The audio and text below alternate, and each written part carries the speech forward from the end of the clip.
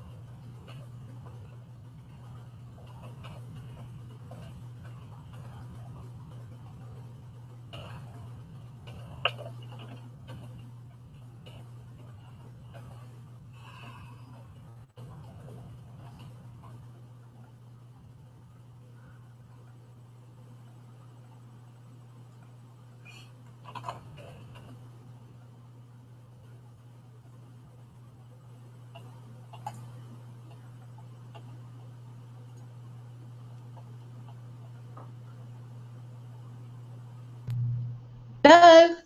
Hello. Have we changed over to something else now? The other one closed again? Yeah, sorry. Okay, guys, I apologize for that. That's all right. I'm on my phone, so I'm going to just leave you for a second and then get back to you on this connection. No problem. No problem. I'm back on my inviting people anyway. Yeah. So.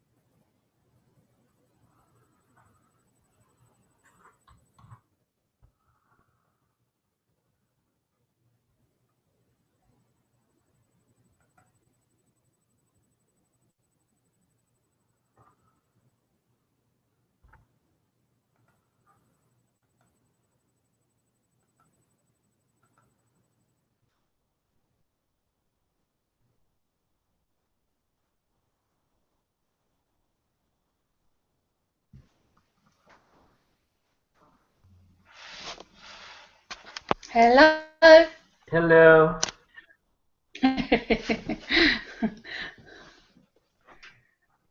I've moved upstairs now. They've been tiptoeing around me all day, so I've left them downstairs to watch telly, and then come up here. No problem. I hope I'm not interrupting anything. Interrupting what? It's just me, myself, and I. All right. Yeah, I love the backdrop. You got a nice backdrop there. This is my boudoir. See, that's my wallpaper, my boudoir. I'm just going through my stuff to make sure I'm inviting everybody. So.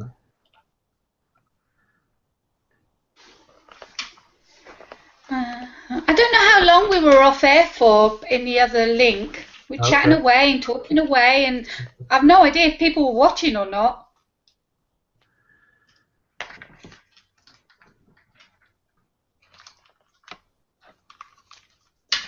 There we go.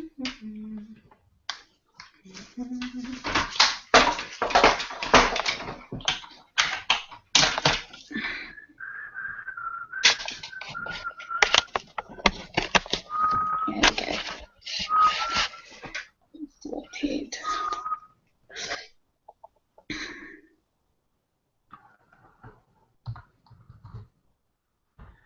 Angel's great, isn't she?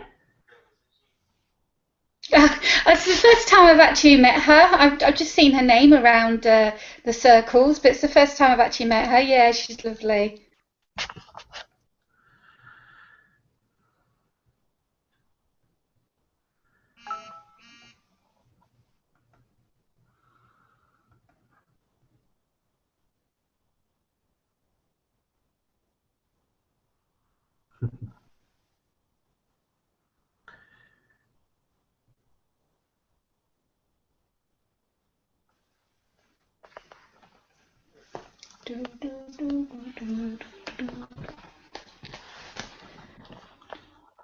So what are you looking at the moment? What are you up to? Just browsing Facebook, making sure I got everybody who wants to be on the call or be on the live. I got them in here invited, so I'm just making sure that I have everybody invited because I want to be sure that I'm not excluding anybody, you know. So. Yeah.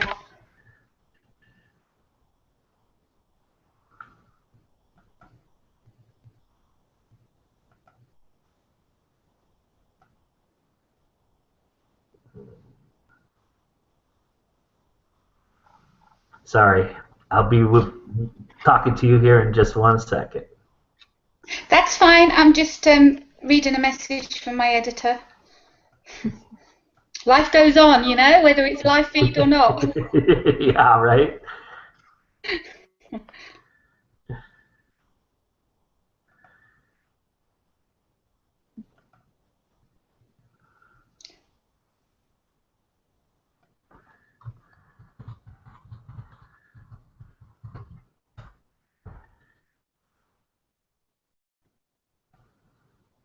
All right, I think I've invited just about everybody. Excellent. Oh, beautiful, beautiful day. I wouldn't know. I haven't even looked out the window. I was being sarcastic, actually. It's awful. Oh, here. right. It's Okay. completely overcast. It was pouring rain when I first started this thing. It was raining when I first got on. It's now sounds like it's still raining, but it's nighttime now. It's 9:15 over here in Greece.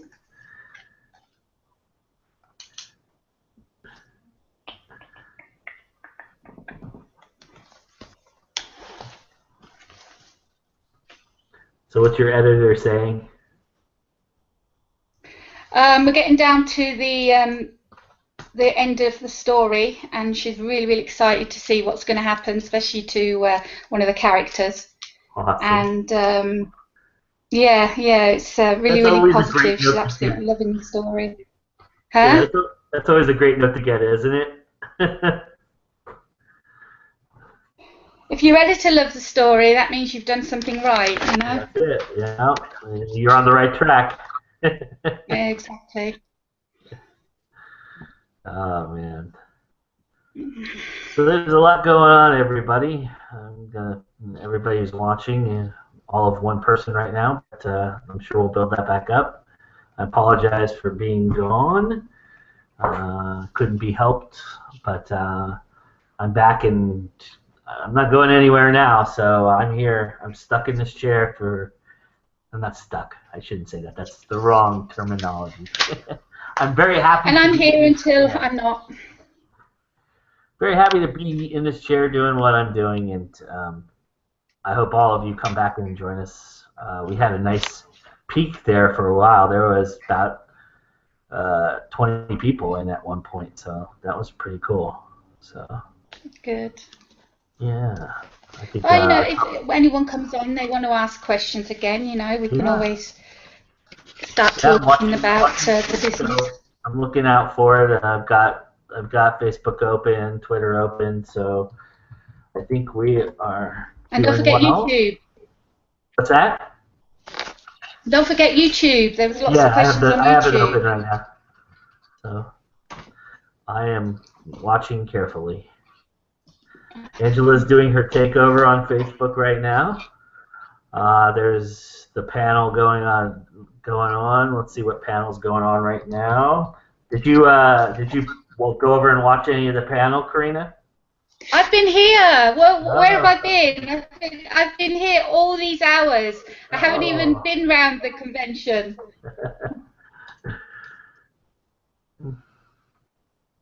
Well, I appreciate that for sure. That's pretty awesome of you to do that. Oh, well, I haven't done much. I think people are fed up of my face by now.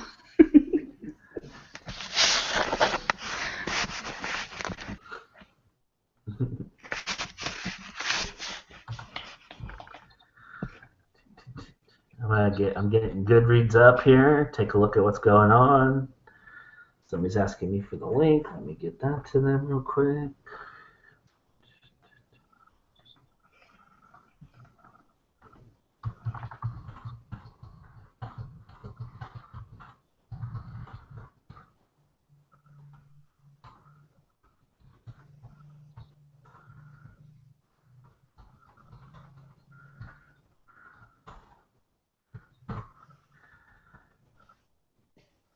Do they have English-speaking shows in Greece, or is it all in Greek usually? What, the TV? Yeah. Oh no, it's all the American, the English shows, everything. Do you get the BBC there? You get BBC World. You can actually, what's it called? Some sort of satellite thing that you pay so much a month. You can get all of the. You don't miss all your English soaps and everything.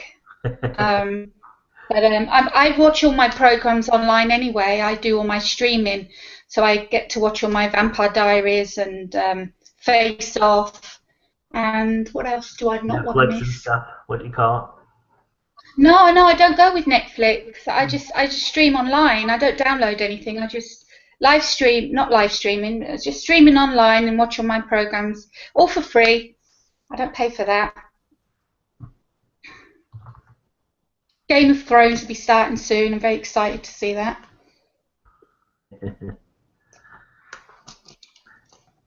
Are you you said you're following it right now? Are you in a specific season? Of what? Game of Thrones. Oh yeah, no, I'm up to date. I finished it when you finished it. Oh, okay. It's waiting for the seasons. It's season 7, isn't it? I think. Yeah, season 7 to start. See if Jon Snow comes back as a white hunter.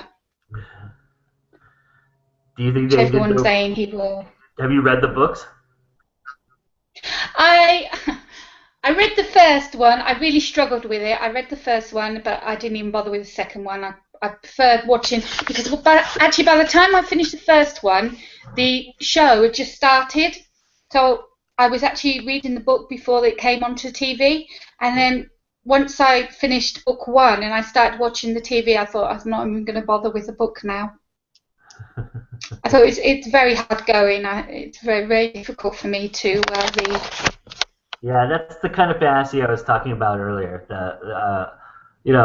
That's a real tough thing for me. I was equating this to a fantasy author the other day. I was talking about how, as a child, my father and my brother were really into Tolkien and Herbert and all the world builders that are really super famous, and I had a hard time with Tolkien especially, but I enjoyed the first Dune book, and then after that I couldn't get into it, and I haven't even tried Games of Thrones. I haven't watched. The only episode I've watched was The Red Wedding, and that's the only episode I've ever seen of Game of Thrones. But You didn't even watch it from the beginning. You went straight to the Red Wedding. Yeah, that's the one everybody talks about. So. No. That was the kicker. That was the shocker. You have to watch it up to that, and then when you see that, you're like, holy mother, you know? Yeah. No, I love it. I love Game of Thrones. But I mean, I have shows that I've been watching for years now, like Supernatural and Vampire Diaries that I have to watch. And I've been binge watching Face Off, which is a reality show contest about. So you know of it? Yeah, my first episode, Go Indie Now's first episode, the first interview, the gentleman that is being interviewed, Kevin Ward, was a contestant on the show. Oh wow! Last season, I don't know what season you're on over there, but the last season, he was on the last season. Well, like I say, we don't have any things like this on Greek TV. I watch it online, and I'm up to date now. I'm just watching the, getting ready for the final of season. You'd recognize it if you watched my show. Fantastic! I just binge watched. I watched about 4 or 5 episodes every day. Absolutely love the program. It's just fascinating to see what they make. Yeah. It's very cool, and how they do it. I mean, just the technical aspects of, and the little tricks and everything. Yeah, I'm a big fan of the show too. Yeah, I love it. So I mean, like Big Brother and all that, you can get rid of them. I'm not interested. Undercover Boss, that's another one that I binge watched. I really like that one. And Project Runway. Huh?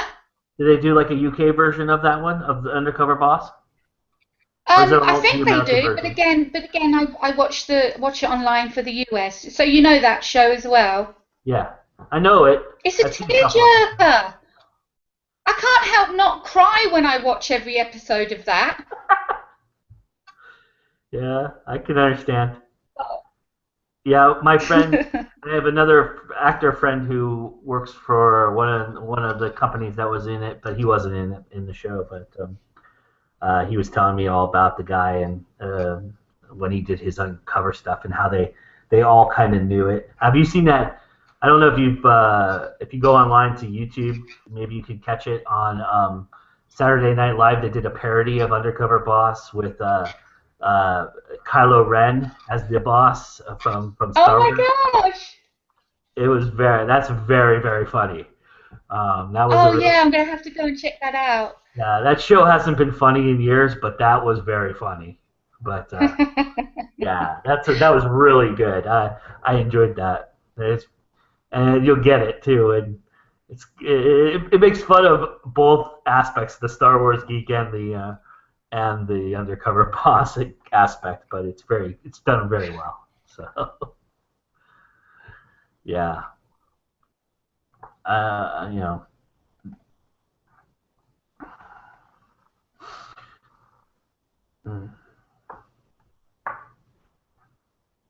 So, did you see the Batman and Superman movie?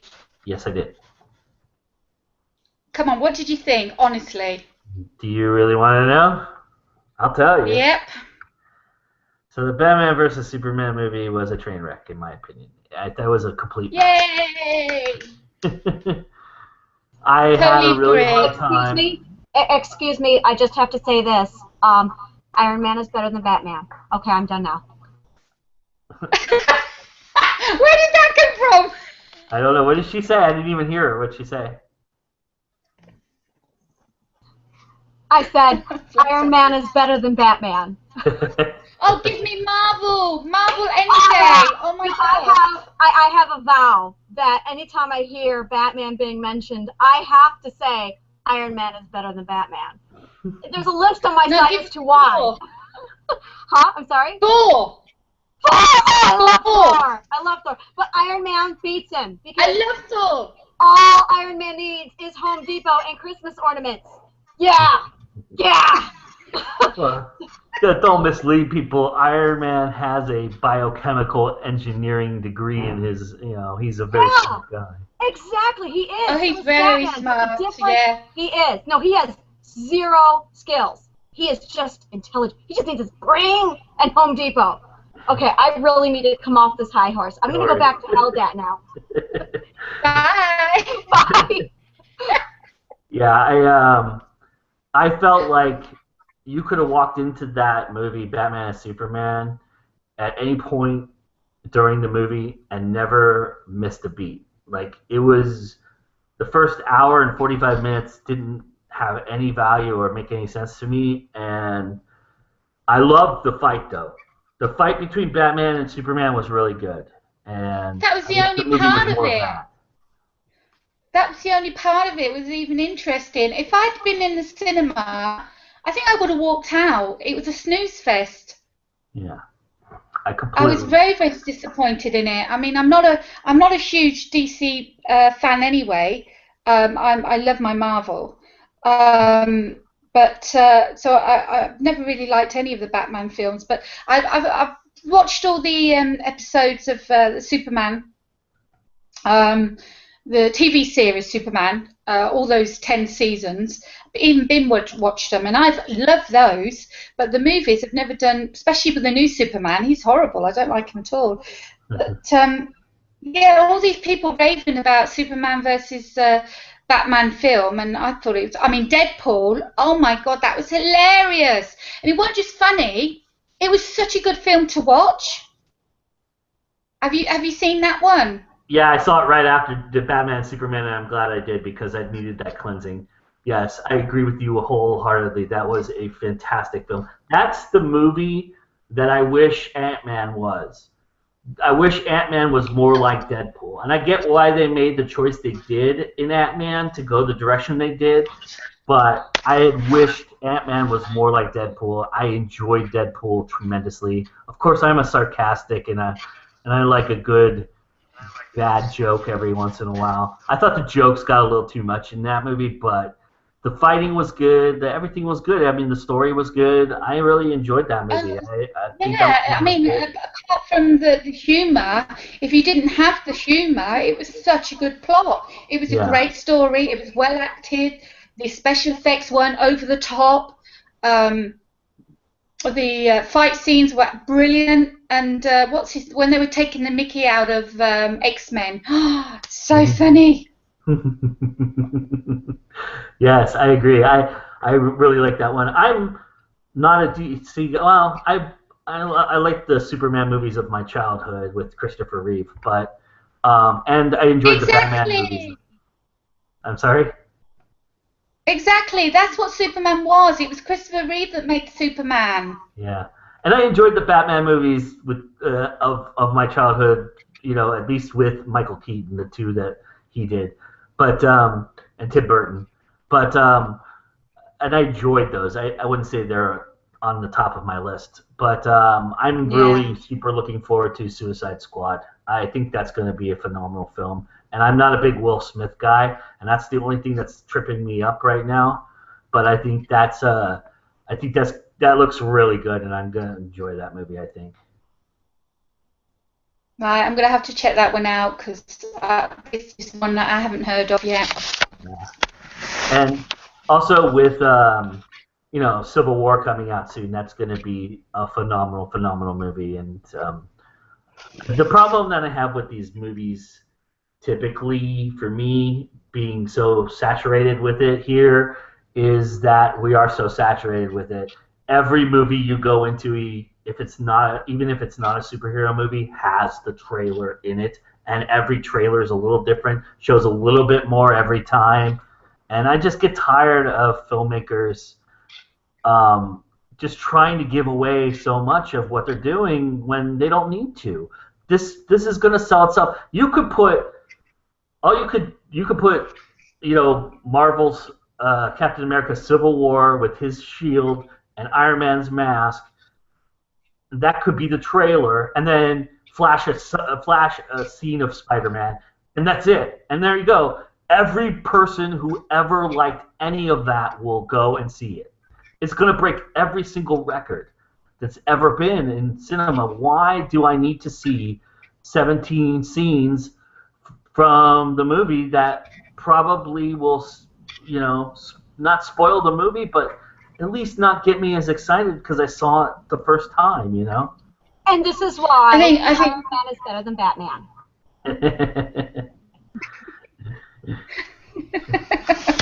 She's hilarious. She popped in You again. know what I mean, though? I mean, you probably don't get that as much, which I envy that actually a little bit, but. But I think some trailers, they hype up a movie too much.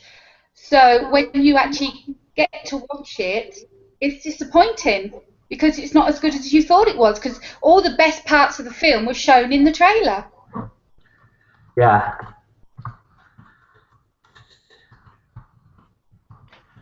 I'm just talking to somebody real quick who wants to come in. Hang on just a second.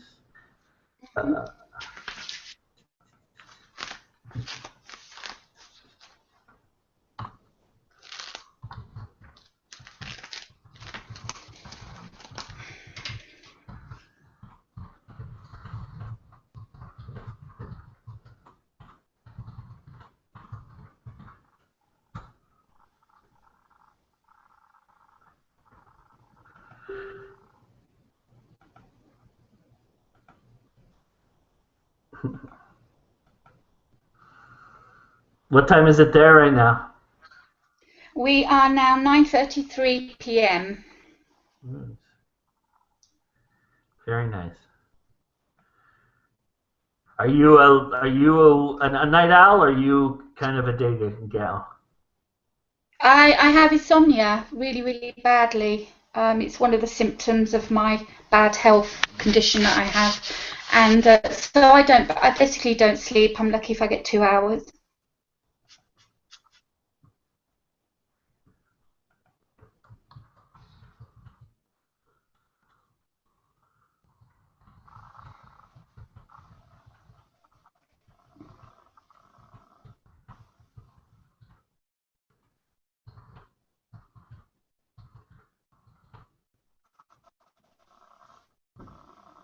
I'm with you. I am actually part insomniac as well. I do stay up quite a bit. It runs in my family.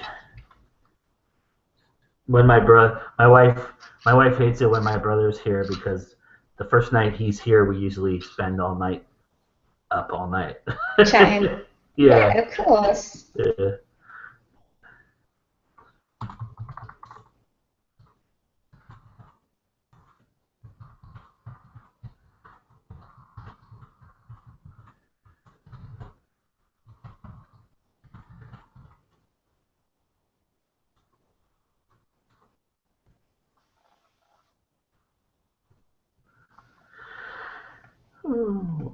Well, Jin went to bed. Went to sleep. Yes. Yeah, he needs some sleep. It's probably what 4 a.m. where he's at. But are you on the island that has the military presence, the U.S. military presence? No, not at all. Unless they're underground and hidden, and there's a few missiles and rockets underground that we don't know of. You know what they say. I watch too many movies, Joe. Yeah. That's a scary thought.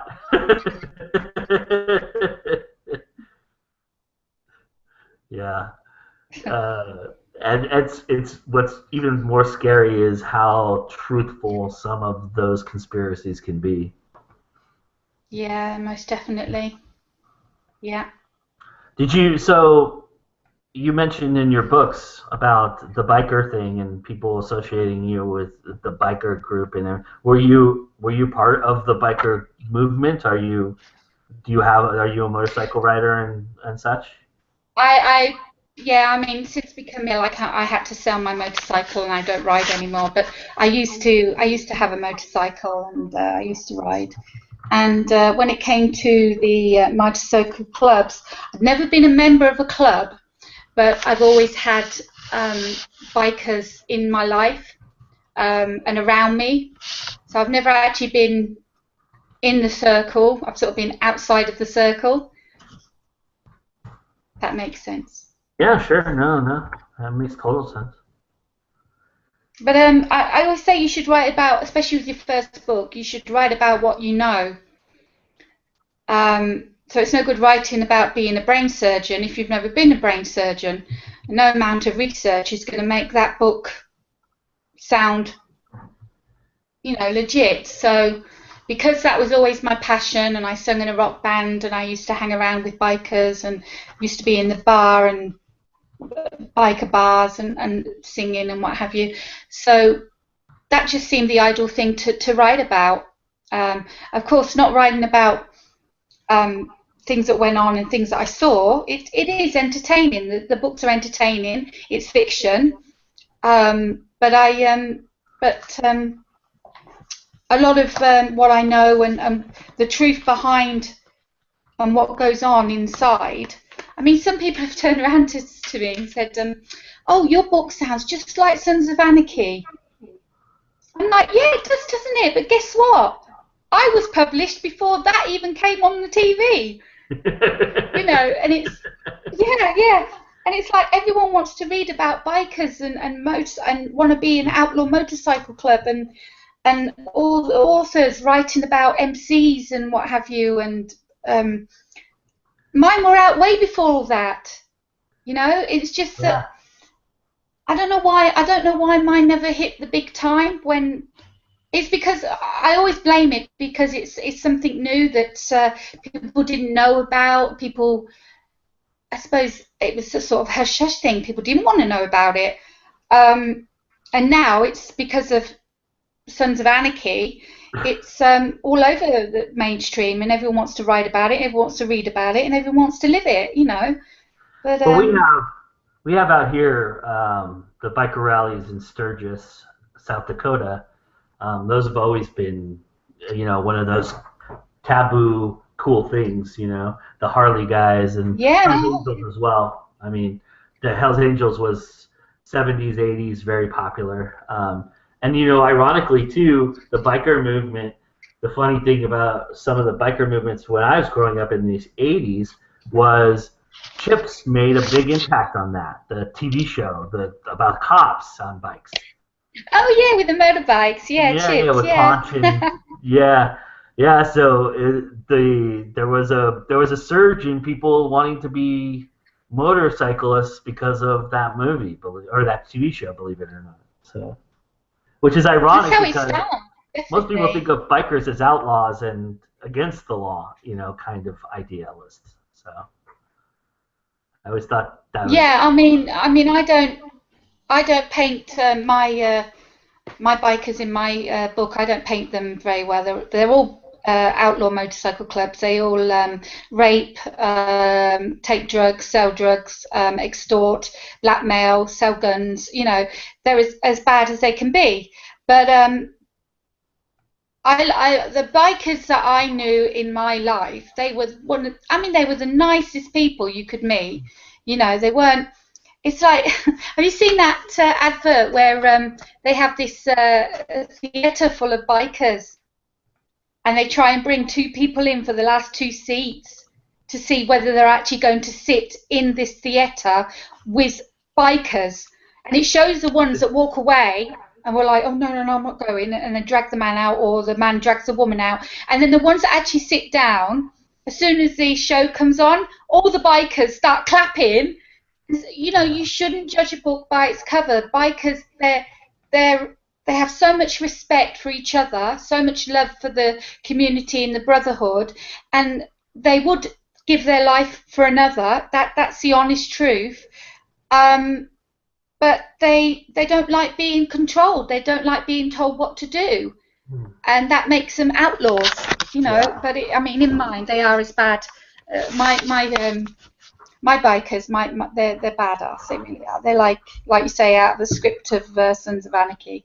But that's for entertainment value. Yeah, sure, absolutely. And I have seen it's like a PSA, isn't it? It's more like a public service announcement. I don't think it's like a commercial for anything. But I've seen that. That was so funny you were mentioning that, because I totally picture the big guy with the big guy in the movie theater with the burly face, and the really just stereotypical guy, and yeah, it was pretty funny. Yeah, I mean, they sat there with their arms folded, and they looked like they were going to beat you up, you know. But Yeah. there were some people that didn't judge a book by its cover, that came to see the movie, that don't have a problem with a theatre full of bikers, and that sat down and got a beer free and a big round of applause. Heineken, Yeah. that's right, Heineken it was. That's pretty funny. That's a great little thing. I mean, I had problems in all my schools for bullying, and there was one time when I was very, very young, my mum sort of had connections with the Hells Angels, and the next door neighbour, she was actually one of the ladies to one of them, so we had the bikers in and out all the time, and because those two were best friends, I sort of got into, you know, what was going on and what have you. But anyway, so I was having problems at school, and my mum mentioned it to Jim, who is a really good family friend, but again, a Hells Angel. And he says, all right, he says, I'm going to come and meet you after school or something. Because I think what it was, I was being threatened and I was going to get beat up or something one night after school. And so I got Jim to pick me up.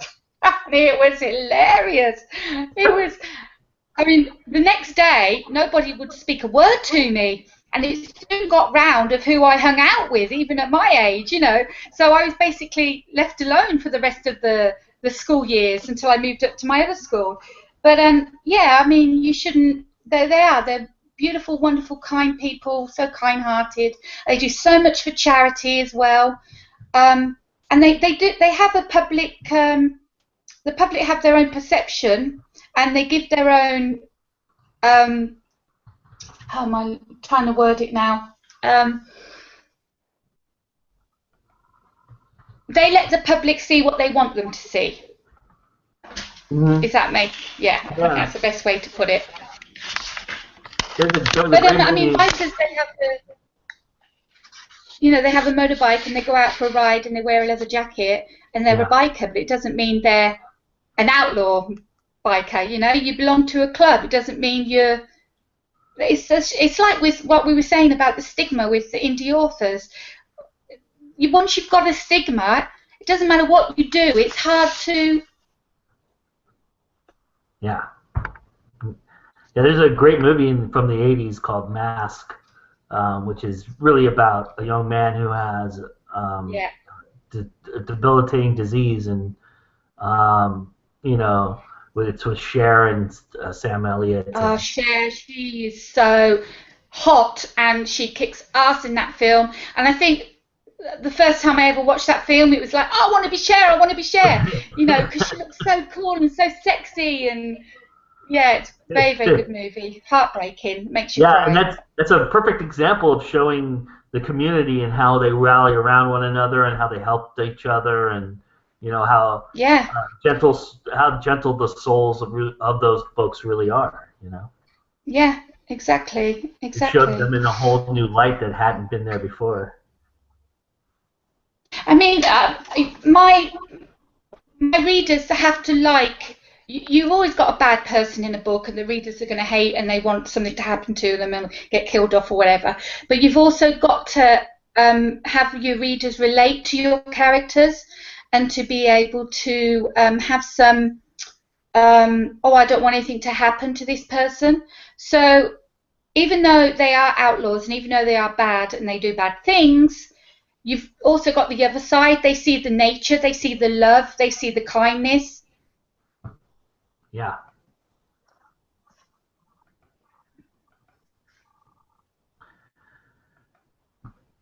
All right, let's do a little housekeeping here. The memoir panel is about to start, everybody. Aurelia just posted on Facebook that her panel is about to start, so anybody that wants to go over there, talk about writing memoirs and what it takes. I know Charlene is going to be in that panel. It's going to be a pretty good panel. I believe that Angela's in that panel as well. I would hope so, having known about Broken. But that's a really good panel to check out, and panel discussion to check out. So everybody wants to go do that. Angela right now is still doing her takeover, and we've got some other things going on. I believe that Corey Miller's Blab podcasts are going to be starting here pretty soon. I think she's got some people lined up for this hour or coming soon, and you want to check those out. The easiest way to go and check out things that are going on in the convention right now is to go to the fairgrounds link and click on it, and at the top it says "Get the Map." You click on the map, and it lists everybody's booth. It lists there's a little slide up there that says events. Click on the events, and then you can go down the list and see what everybody's doing. It's pretty cool the way that it was all designed. CC Rogers did an amazing job in designing all that. It makes it very easy, and navigating through it is very cool.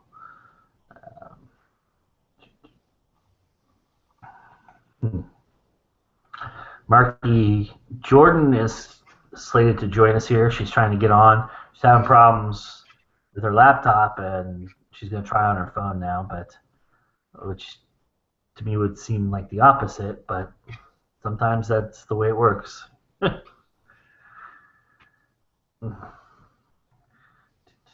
I'm here with Karina Contas right now, author of Illusional. Give me the name of your book, Karina. Sorry. Which one? The latest one. Illusional Reality. That's what I was going to say, but I didn't want to get it wrong. So there we go. There you go. Yeah, look at you. Even have it handy while you're up upstairs. Nice. Very cool. So for those who are just joining us, why don't you talk a little bit about the book, Karina? Tell people who might just have jumped on what it's about. Okay, well, I'll read the blurb because sometimes I jump and spit over my words, so it's better to read it. Nobody expects to stare death in the face only to find out that your entire life is a lie. Rescued by Salco, marketing executive Becky finds herself in an unknown, magical world filled with happy people that try to forget that their land is on the brink of destruction. Becky will soon learn that none of this was an accident, and the Council of Ticinia are certain her union with Darthorn's son Coven will create peace. And although her future is planned, she gives her heart to another. Awesome. And it's available in paperback and on Kindle, right? On e-copy. Do you have it on Barnes & Noble as well? Barnes & Noble, Hulu, Kindle, Amazon, and Smashwords. Do you have an audio version of it? I don't yet, no, but I will plan on doing that because I'm not planning on writing this year. So I will concentrate on getting an audio out. I'm actually doing I tell you what the problem is here, Joe, and I think this is very, very unfair. Tell me if I've got this wrong. ACX, is it, that does the audios? Mm-hmm. Right, ACX. Right, well, I had 3 different people ask me to audition to do their audiobook because, as you know, I'm a narrator. Yeah. And so I signed on, and I listened to I printed off and I recorded myself doing this audition from the script. And then when I went to send it, it said that only people from the UK or the US are allowed to audition or make an audio. So I can't even turn one of my books into audio and audition somebody else because ACX won't accept me because I'm in Greece. Yeah, it's very limited right now. That's too bad. I know. But you see, ACX, it's not new. It's been going for years. Yeah. So it should have by now been able to accept people from other countries. Yeah, I'm totally with you on that. I think that's one of the drawbacks of it. I know we have some mutual friends in Australia who can't do it, and they're pretty upset about it. Yeah. And I just don't. I mean, maybe because it's not a viable marketplace enough for them to make money, and I think that's the reason why. I'm not sure, but See, I don't get that because I'll be selling online, so no one in Greece is going to buy it anyway, you know. So, yeah, I think that's. I but mean, I'm maybe. researching ACX. ACX isn't the only other place, you know. It's No, not the it only is place not. I can do it. I'm researching, and I will eventually get this into an audio. And right now, I'm actually working on my own audio of Heads and Tails. I'm doing the readings because they're only like flash fiction, which are like 1 or 2 pages. You see that? That's 2 different flash fictions there. So I'm doing the reading, and a friend is putting it all together for me. So this will come out as an audio book sometime this year. And once I get my research done and find out where I can do this, other than ACX, because they can go and kiss my, then I shall get that done as well.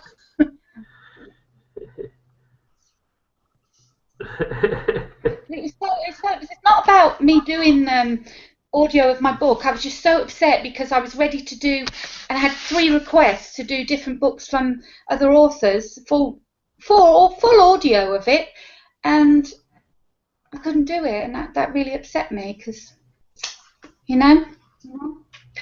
Okay, Yeah. Sarah, Sarah. Yeah, I mean, I got good news for those who want to do it. I guess I'll share it here right now. This is the first I talked about it, but people who are looking to do it on their own, I actually, for my second episode coming out in April 25th of this month, interviewed my ACX producer. And I had him pull back the curtain a little bit and show how he records and what tools he uses to do so, and how he goes about making his audiobooks. And he gives some great tips. He's got some great websites too to go to. So you guys, anybody who's interested in making their own, should check out the show and listen to the podcast when it's download when I put it up later this month, because it'll give you a lot of great information. He really was generous with everything he was talking about. So, and he's a professional. He does it for a living. So, I mean, he's really he does commercials and everything from his house. So, it's very cool, the setup that he has. So everybody should check that out. April 25th, episode 2. See, I'm wearing. I don't have to pull it up and hold it up. I'm wearing my. Yeah, I noticed that first thing this morning. Yeah.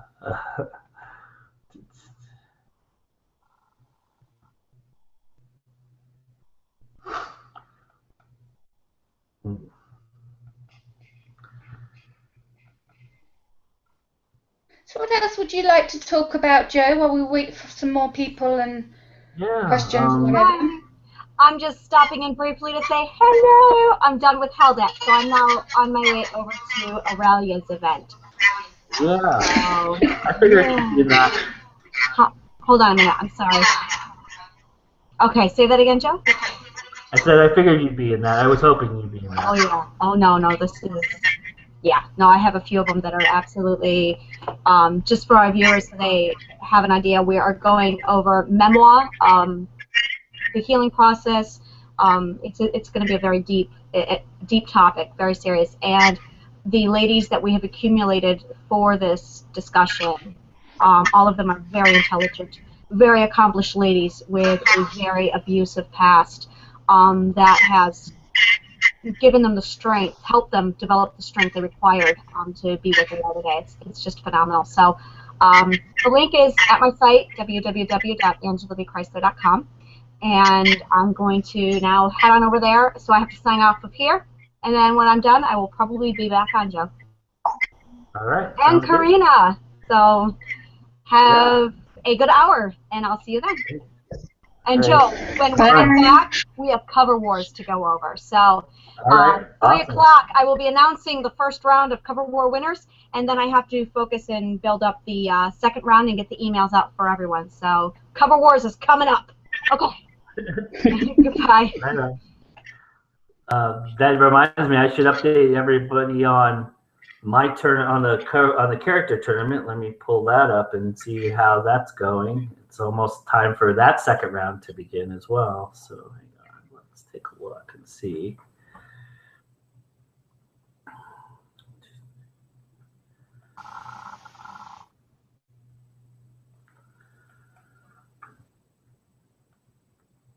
Yeah, so we got about 2 minutes left before the second round begins. And hey, it looks like I'm going to make the second round. All right. So is Angela. We've got some. The heavy hitters are coming into the second round, though. I had some spaces, so I created some buys. So a couple of really good books characters are going to got away with just already automatically moving into the second round, and so now they are going to start accumulating votes and taking on us peons and destroying us. Should be fun.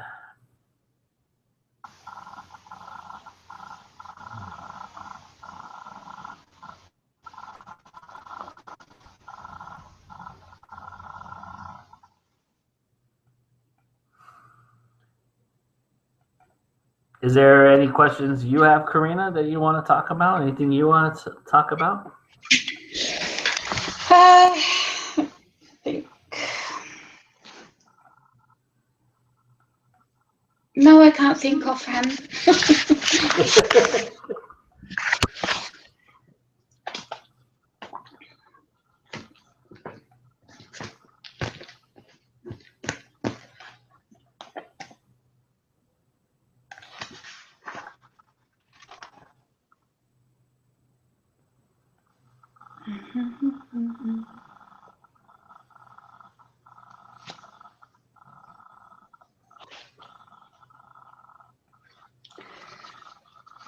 Are we on our own? Is anyone watching? It's just you and me right now. I guess Marky's connection's not good enough to get on, so that stinks. But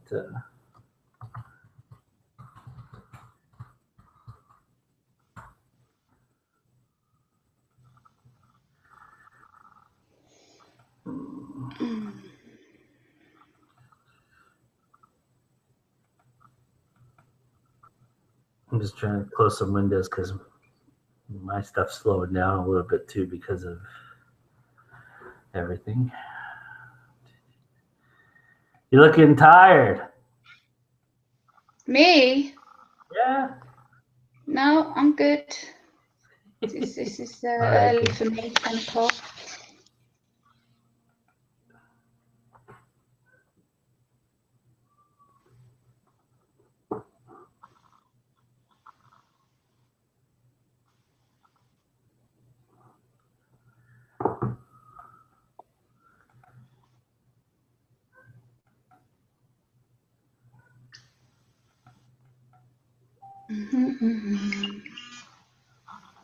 That was a tweet from Face Off.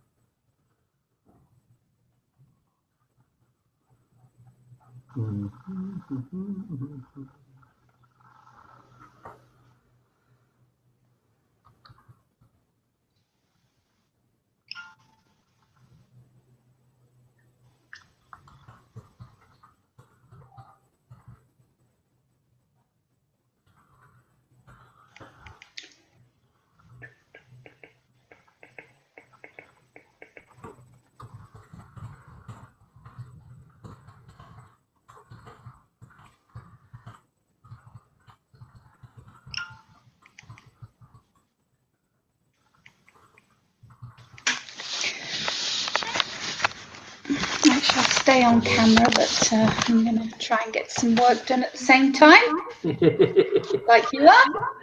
I know, this is so fascinating for everybody watching right now, watching us type and not converse. I don't think there is anyone watching, that's the problem. Probably not. I wouldn't be.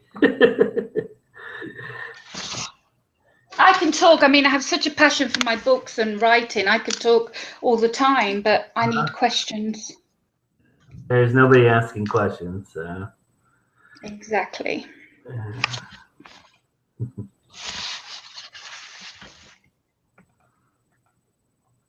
What's the best thing you like about writing? It's like when you read a book, you just forget about everything that's going on, and you just get yourself lost in the story. The same with writing. You just you involve yourself. You become the characters. Whatever they go through, you go through it with them, and it just no matter. I mean, if I'm doing my fantasy or one of my outlaw motorcycle thrillers. Whether I'm going through bad experiences or good experiences, it still takes me away from my reality. And it's nice to be able to sort of distance yourself sometimes.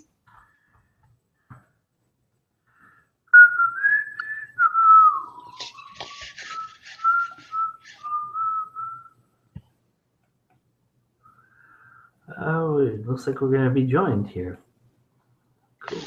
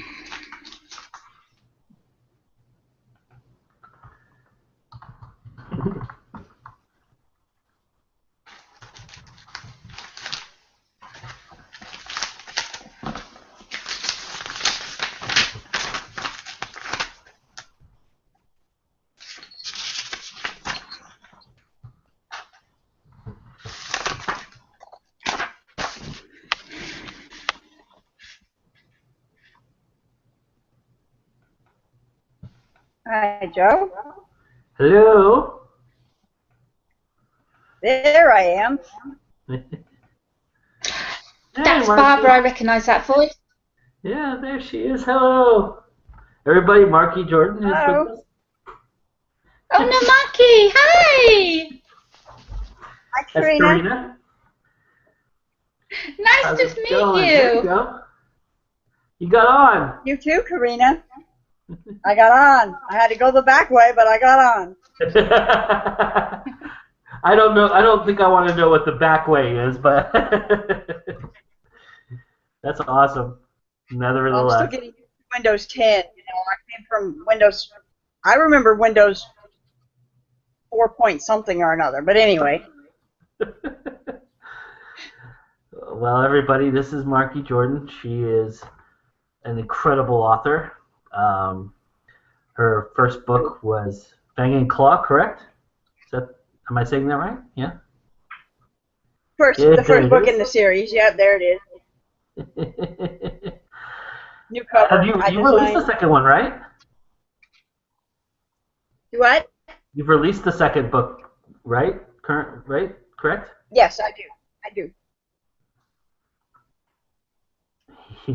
That is Souls of the Reaper. That's the second book. Awesome. Tell us about the books. Talk to us. Give us the lowdown on what they are and what they're about. Well, the inspiration for the books, for the series, came from the TV show Supernatural. My thought was to have a world where these immortal people live and work and are accepted among human beings. You know, it'd be like your next door neighbor is a vampire, and it's okay as long as they follow the rules. So, in that case, you would still have an element of crime, just like there is with any other society. So the Dallas Police Department has formed this special unit of immortal people in order to investigate the crimes among that class of people. Awesome.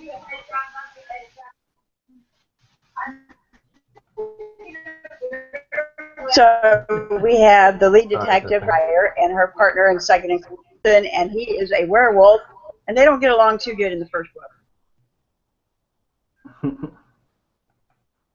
Awesome. And it's a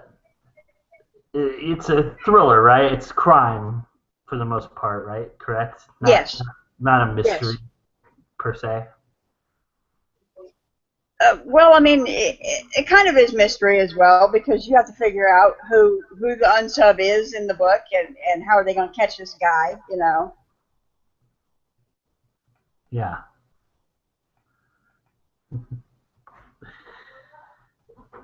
Oh, sorry about that. Things are going haywire over here. I apologize, everybody. Great. And so you've just released the second one, and yes, in February. Yeah. When's the third one due? It's due out Halloween of this year. Awesome. I am about halfway through it right now, and it's turning out to be a really good story. You're going to meet a new character, and she's going to become a permanent part of the team, and we'll go from there. I think I've got about 14 plotted out for the series so far. Wow.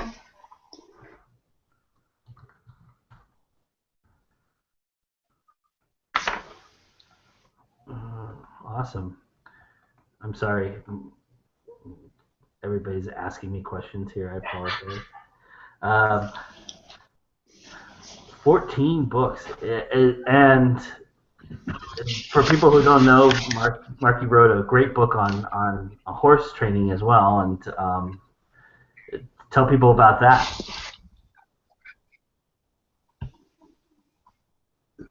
I used to always watch Animal Cops on TV, where they have the officers that go about animal abuse and neglect.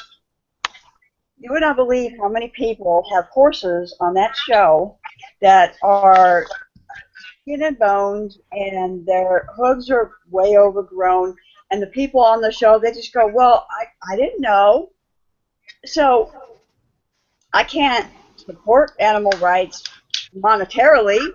Obviously, I'm poor, but I figured if I could write a real short and easy to understand guide about what horses need, you know, if you wanted to keep one in your backyard, what do you have to have? How much space? How much food? How much water?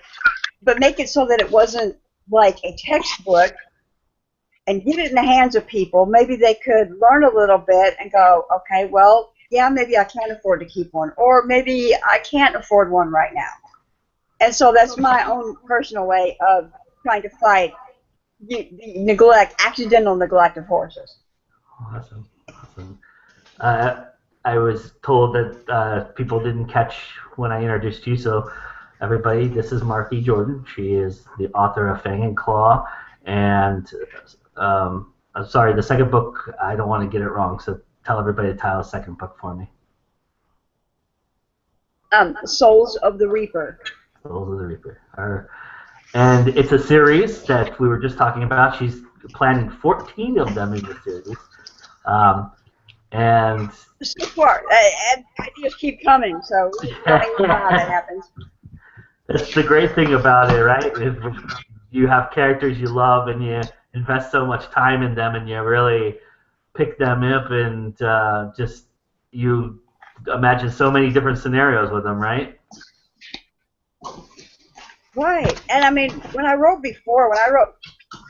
just a single book with no plan for a sequel or anything else, I would get to the end of the story and I'd be like really sad, and I would just kind of stop writing so fast because I didn't want it to end. And so that's the great thing about having a series, is that you get to the end and you go, wait a minute, I've already got plans for what comes next, you know. Yeah. And Are you have you partaken in any of the conference, the convention so far, Marky? Have you been looking around and? I've been in and out of it. Yeah, and saying hi to people and stuff like that. I'm actually also getting ready to go to a Comic-Con locally next weekend. It'll be my first one, so it'll be interesting to see how that goes. Are you selling at it, or are you just going to be a fan? No, I'm going as a vendor. Yeah. For some new people. Awesome. That's awesome. Speaking of that, you've done book signing stuff. Put out. Yeah. I have to put out a shout to the newest author in my family. She's my youngest daughter. She has just published her first book. It's called Unrelenting Hell by Alana Madden. And it's a zombie apocalypse book. It's the first in a series that she is starting. So how cool is that?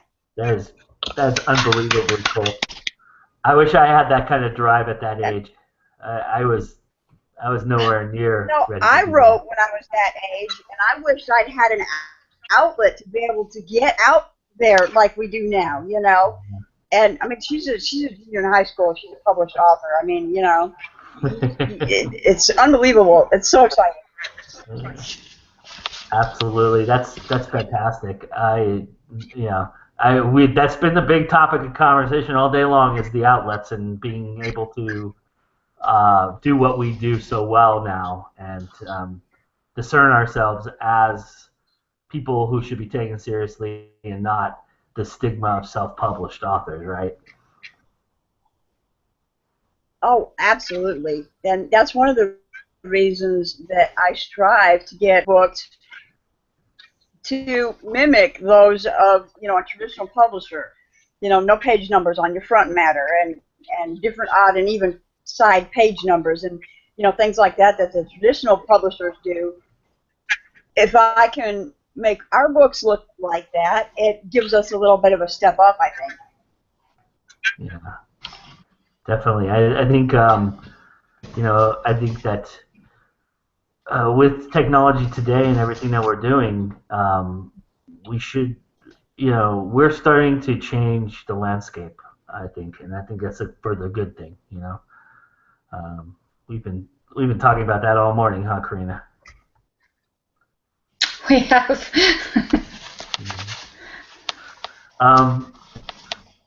So you're in like Oklahoma City, right? Somewhere around there, Marky? Me, no, I'm in southeast Missouri. Oh, okay, Missouri, yeah. Good old Missouri. I think has a population of 326. Wow, that's tiny. Yeah.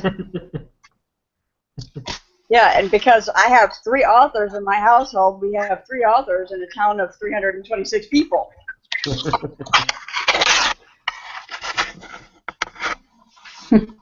Oh, wow. Have you lived there all your life? No, I haven't. I was born in Texas, and I grew up in Michigan. But my dad and his family live in this area and have lived here their whole lives. So, you know, as he gets older, I wanted to be a little closer to him, you know, and help him out and stuff. Tell people the story behind how you named your publishing company and everything like that. I think it's a pretty cool story. Yeah, I get asked that a lot. In spring of 2013, I came down with, you know, the normal spring head cold, coughing, snotting thing, and I never actually got over it. Even after I called the doctor and got antibiotics and started feeling better, I was still so fatigued, and I couldn't figure out why. And of course, I was working a full-time job at an auto parts store at the time, and one day I couldn't walk from my house to the barn, which is maybe 50 yards, without stopping to rest. It, you know, bent over, catch my breath, you know. And I told my husband, I said, there's something not right here. So we went to the emergency room, and my red blood cell count, which was actually 6. And the doctor said, well, did you walk in from the parking lot? And I'm like, yeah, how else would I have got in here, you know? So they gave me a blood transfusion and sent me home. And 2 weeks later, I was back. Same thing, anemic, low blood cell count. They gave me another one. This time they did a bone marrow biopsy, and they found that I had leukemia. That was in June. That was actually June 27th when I got the diagnosis. And then by July the 9th, I think, I was in the hospital in St. Louis going through chemotherapy. So that took about 8 months. I think I was 8 months in the hospital, actually in the hospital, not counting the times I got to come home between. So basically, the cancer took me out of the traditional workforce. My body doesn't work the same way that it used to, but my brain is still wants to be active.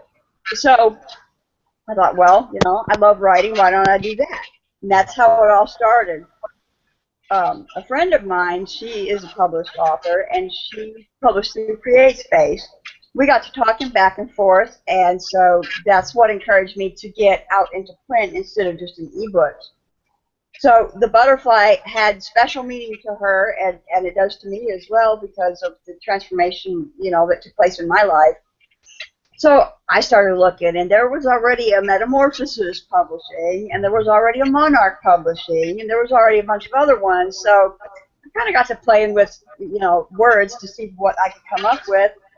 And metamorph, finished word, like it's not completed yet. And so because my transformation is not complete yet, that's where I came up with the name. Awesome. So awesome. It's a great name. Great name. Everybody, we are joined by with Denise. Hi, Denise. How you doing? I'm okay. Hi. Hi, Denise. I have no idea what I'm doing. You're fine. You're absolutely fine. Denise, Hi, Denise. everybody. And tell everybody about you, Denise. What you've been writing and where you're at and everything. I have published, I've self-published one book, Inheritance, and it's been out for about a year now. I'm working on my second novel, and I've written some short stories and stuff too. I've had some short stories published in online journals and stuff like that. But most of my stuff that I want to do myself because I'm kind of a control freak. So that's the route I choose to take. Very cool. Awesome. And so you're working on a second book right now? I am. I started out that I was going to do the second in the series, and then I ended up deciding that I just kind of wasn't feeling that right now, which is, I think, one of the joys of self-publishing yourself is you can make that decision. So I decided to write something else entirely, and I started something else, and it's going really well. So hopefully I would expect in the next couple months I'm going to have a second draft that I should be able to work with. So let me ask, since I have three very strong women who are doing amazing things here, we're doing a panel on Sunday about women in publishing and strong leadership. And what are some of the things that you hope that we talk about in this? And just to let you know, I have recused myself from this discussion. I am just observing. Christy Stratos is going to actually be moderating it and talking to all of everybody that's going to be on the panel. But is there something in particular that you ladies would like to have discussed during this panel? I know Marky is actually going to be a part of it, right, Marky? You're gonna join us for that? Oh, sure. Yeah. So tell us what out there. What would you ladies like to see us talk about in this kind of discussion? I don't know who wants to go first. Oh, let me give everybody the rule of thumb here. Yeah, Karina knows this, but we've decided in order for people to talk, all you have to do, if you want to talk, is hold up your book. Gotcha. So hold up your book, and then I know I'll click right to you, and you can talk. All right, go ahead, Karina. I don't don't know if this panel going to be about just marketing for women, or is it just going? No, is it about strong marketing? leadership. About exhibiting strong leadership, how as women you can move forward in the publishing industry and really make your mark. You know, we were talking earlier. Compared to men. Well, not comparable, but in terms of just moving forward. Yes, Marky. It's kind of interesting that you bring this up. I am heading up a project right now. It's called The Sisterhood, and it's an anthology series written where all the stories female protagonists. The first book is called Gems of Strength, and it's coming out May 30th. I think I have 17 or 18 ladies that are participating in it that already have turned in their work. This is an absolutely lovely project. I've loved working with all these women. Christy Stratos is one of them. And it's an awesome way for, I guess, new readers to get a hint about some of these other authors. Just to give you ladies an idea how I came about this topic is because it's just so talked about on social media a lot about there's kind of a divide and there shouldn't be. It shouldn't matter, but for some reason it does, and I kind of want to have this panel to prove out there that there is no divide, and that's women, men, everybody's doing amazing things, and these women especially are becoming full-fledged publishers and doing everything that publishing is about, and showing leadership in doing that. So, did you want to say something, Denise? No, I think you just covered what I was going to say. So. Yes. So Not that. There seems to be a lot of. I'm sorry? There seems to be a lot of talk on social media about women choosing gender-neutral pen names. Yeah, and I don't think that should make any difference. Does it? I don't know. Yeah, that used to be back in a long time of traditional publishing. That used to be a way that like the Jane Austens in the world used to get published. They would put their name as a man's name or initials to kind of not fool but trick everybody into thinking that hey, this is a gender neutral name, and it could be a man, could be a woman writing this, but that's something that they did back in the day, and I think it came back up recently because a lot of women who write romance and things like that don't want to use their name simply because they don't want to be stalked and followed on social media by their real names because they have families and it becomes a problem. I guess I'm the wrong person to speak to that, but that's what I'm hearing. Yes, ma'am. Yeah, well, that's one thing understandable. I have when I was doing an English degree, I was became known as the girl. I remember this friend of mine in one of my classes said, "Oh, I was talking to my friend, and I was talking about you." And I said, "Oh, I know this woman. She's really, really smart, but she likes horror stuff." As though because I liked horror and because I liked that kind of stuff, then I obviously had to be an idiot. I think a lot of the taking pen names too isn't just to be gender neutral, but I think a lot of it is if I'm going to write a genre kind of book, if I'm going to write a romance novel or if I'm going to write a horror novel or whatever, I better take a different name because if I want to write something serious later, nobody's going to take me seriously. You know what I mean? Absolutely. And that makes a lot of sense. And I think there's also differences in the way that men and women write, just period. So, bridging that gap, I personally right now am writing, my next book, I am trying to explore writing from the perspective of a woman and doing it from that perspective. And I know that makes a lot of women cringe, especially having read my first book.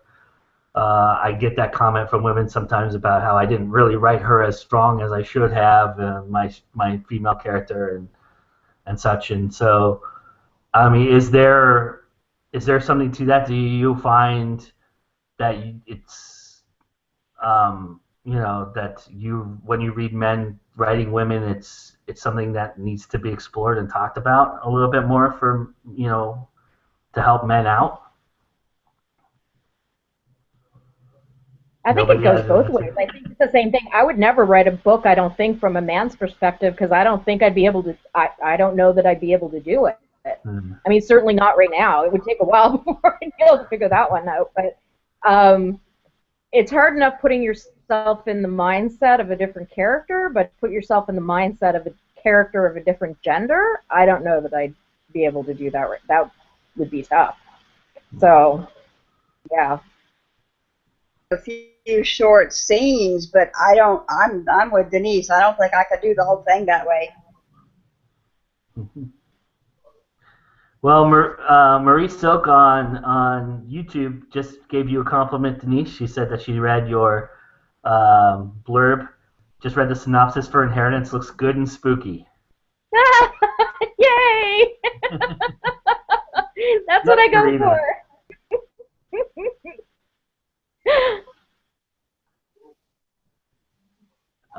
You're muted. Hang on. You muted yourself. Hang on. Hold on. Can you hear me? There you go. You're go. That's all right. It's all right. My kids were in the room, and I didn't want them coming over the video. When you're writing a novel and you have your main character female and another main character male, you are going into the mindset of that male character. You are living his emotions. You are writing about how he would feel because of this just happened, or how he will act because of that.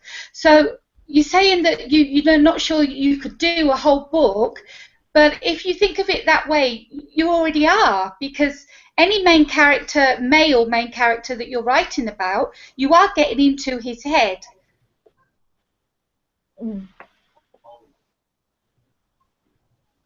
Yeah, I mean that makes sense. You know, is it a matter of approaching it the same way you approach, like you were saying earlier about not you in your first book, Karina, that you should write what you know, and not, if you're not a brain surgeon, you shouldn't write about brain surgery no matter how much research you do. But if you do extensive research on physiology and physical traits, do you think that helps pull off the idea that you're writing in that perspective? Can that help? Can that, or do you just, because you're not in that? Of course, I mean, in Stone Cold, I mean, she goes to Scotland, which I've never been to before, and she takes part in an archaeological dig, which I've never done before. So if I want to be taken seriously, of course, there had to be a lot of research to do that. So it looked like I knew what I was talking about. Going back to the male thing, it doesn't matter how much research you do. I mean, no one's going to know what the way the males think other than another male. I mean, we can guess, we can watch the movies, we can read the books, and we can guess. But unless you're actually in the mindset of a man, most of it is just guesswork, really, isn't it? Yes, Marky. I do actually have a law enforcement background. I was in law enforcement for 14 years. But with the Undead Unit, I have been doing extensive research. Book number 3 is going to introduce a profiler, which I have never done. So I have a contact, a retired FBI profiler that I've been talking back and forth with. I've done a lot of research on it to make sure that it is right. And I think it's going to come across really well. But, I mean, sometimes even when we know what we're writing about, we have to do a little extra research. Yeah. Exactly, yeah. Absolutely. So on the topic of research, then, how extensive is your research process? Do you do a lot of pre-work before you write, or do you write and then go back and go over the research and try to add in the technical aspects? Who are you talking to? Anybody, jump in. Yes. I'm definitely somebody who writes it all out really quickly. The way I described it once online to somebody in the authors group was that I always see the first draft as kind of like when you're sketching and you sketch a tree and you're just sketching the branches, and then doing the drafts after that is you're filling it all in with the leaves and everything. My first draft is just not, like, it's just a bunch of words. It's nothing fancy. It is just, everything is just thrown on the page. But then it's after that that I go back and I start at the beginning, and that's when I start like, okay, that didn't really make sense. I need to research that to make it make sense. And that's where it all goes from there. I don't do a lot beforehand, to be honest. And how much does your plot change? Yeah. Does your plot change at all when you go back and do research? Have you run into that where it changes the aspect of what you were writing about originally? Yeah? Absolutely, and I've had characters completely change. Yeah, definitely. But it always seems to work out really organically if I do it that way, that I just kind of get the initial ideas down first, and then just sort of, I don't overthink it too much in the beginning, and then I start with the research from there. It just seems, for me, that's just how it seems to work better. But I'm an Aquarian. That's how we do things. How about you, Karina, Marky? How's your process? Mine starts off, most of my ideas from all my books came from nightmares or dreams. Then I'd wake up the next morning. Luckily, I would remember them. So you then find out who your characters are. You start the bare bones, as Denise says, the bare tree, and then it just comes alive, and you just let it run, and you allow the characters to tell you where to go. They don't want to go that path that you've got written out for them. They won't go. It just won't work. So you have to listen to them, and they will. I mean, if you don't write it down when they tell you, they will keep you awake at night. They'll go over and over in your head until you get out of bed and you type it up or you write it down. You look at me crazy. It's the truth. It's the truth. Until you get it out of your head and get them out of your head, then you can go back to sleep. But you start off with your bare bones. You allow the story to go wherever it wants to go, and then you basically leave it, work on something else, come back to it, and you go, oh no, I didn't write that, or no, that doesn't go. And you also see all the errors jumping off the page the second time round, because it doesn't matter how many times you read it over and over again the first time, your mind actually goes over the mistakes but doesn't see them. So it's when you leave it for maybe 2 months at a time, maybe, and then you go back to it, that's when the errors will jump out at you and you'll see where you've gone wrong. Awesome. Have you guys ever experienced where you wrote something and it changed so much that it made you mad that it changed that much because of the research you did? No? Why did I remember the feeling, and I don't remember when it happened, but I know that it did happen when I was writing my first novel, that I had a couple of experiences where it was like, okay, I've got to go back and rewrite 3 chapters now because this just didn't work. Wow. I tend to do the research as I'm doing the writing, and when I get done, by the time I'm done with the initial draft of the entire thing, I go from one end, start to finish, all the way through. What I end up with usually requires very little editing, which always surprises my editor. He doesn't have a whole lot to do, and probably that's why I can only think about maybe putting 2 books out a year, because I do have that process. It is slower for me. Now, before the chemo, before the cancer, my brain worked a little bit faster. Nowadays, it doesn't so much. Yeah, I do it both ways. I found that I wrote out the first draft. I always just write. I just don't worry about it. And then I found as I was doing the research that I was getting mad that I was wrong in a couple aspects of what I was researching, and then I had to change it. But that's how it goes, right? I mean, that's what you want. You want the authenticity, right? That's what we're all hoping for when we write something that people can relate to. You need Absolutely. the authenticity, of course, yeah. In fact, I think I've just got some more research material just showed up in the mailbox.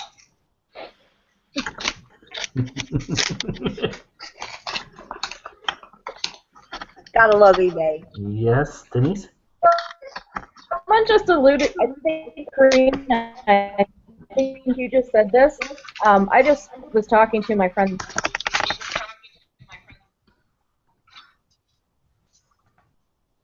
Plan. Isn't that the most amazing feeling when you're just writing and it's like, how did that happen? Why is this happening all of a sudden? I was writing the other day and all of a sudden it just happened that I was like, oh, this character's father used to be the mayor of the town. Why? I don't know. It turns out a character after later I understand why he was mayor of the town, but when I said it, I didn't understand why. So I don't know. I always love that when I'm writing. You have those moments where it's like it's just writing itself. It's just, okay, I'm just here. It does. They do. Yeah, they do write themselves. The characters, like I say, they take over. I mean, I was speaking to who is it? Matthew earlier online. I was talking about where am I? Road Rage, which is the fourth book, the final one in my series Outlaws. Because I've done 3 books about outlaw motorcycle clubs, the Harleys, the Hells Angels type, I didn't want to do another book. So I thought, well, what can I, talk about that I know about? And I thought, what about street racing? So let's do a motorcycle club with super bikes and Kawasaki's and Ninjas and the expensive posh guys who like their fast bikes. So that's how Road Rage was starting. I mean, Rage was the actual name of the legit racing club, and so this is what the story's about. And it went, and it was going really, really well. And all of a sudden, the Hawks just gate crashed the party. And all of a sudden, this book that was about one kind of motorcycle club ended up being about the other side again. So I had like Harleys versus superbikes, but it never started off like that. It was supposed to be about the street racers, and then the Hawks just gate crashed, and they took up the other half of the book, and it was all about them in the end, So that's only does. Sometimes it happens, and you have to go with it.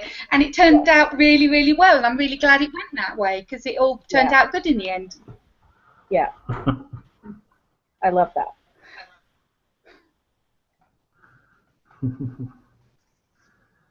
Yeah, I mean, it's amazing how you can just get lost in the world that you're writing about too, and you wonder why. Sometimes the pen moves itself, or your fingers move itself, and you just all of a sudden you look back on it. Also, that happens to me with sentences too. When you write a sentence and you go, oh wow, did I just write like the perfect sentence? I'm the worst. I have the worst grammar on history of being taught grammar. I am terrible at punctuations and spelling especially. And I get a good kick out of when I write a sentence that works and actually follows the rules of grammar, but is also very good, right? It's amazing. The same thing with, I think it's Souls of the Reaper, where I was just writing along and all of a sudden found out that Colton's wife was a psychology and sociology teacher in high school for high school students. And I went, where did that come from?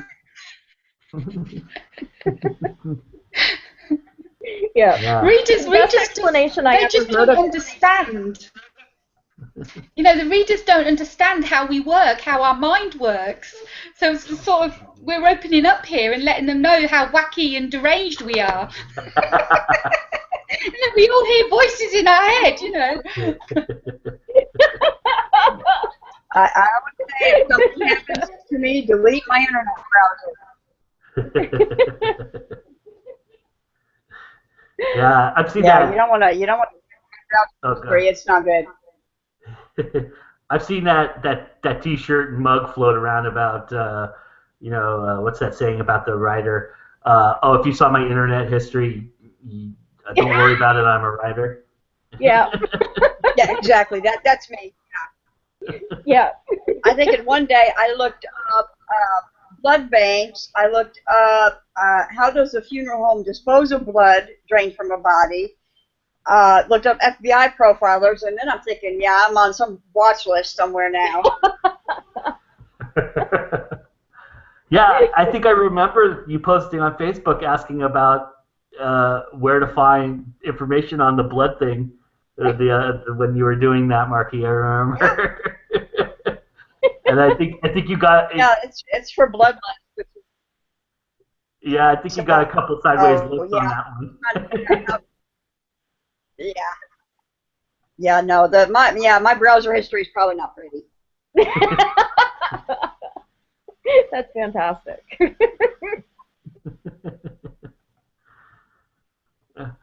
I think also for writers, I think this is helpful too, because I think we all think that we're all crazy, but all of us, all the writers that are watching this right now are shaking their heads going, yep, yep, yep, and laughing just like everybody else and going, wow, it's not as exclusive a club as I thought it was.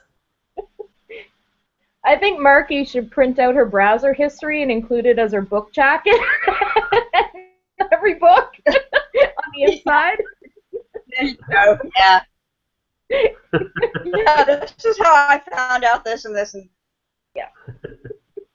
Be invaded here. I have a creeper going on over here. Oh wow. My kid's cat. Anytime the computer's on, I don't know how many times he's walked across my keyboard. I'm like, excuse me, I'm working here.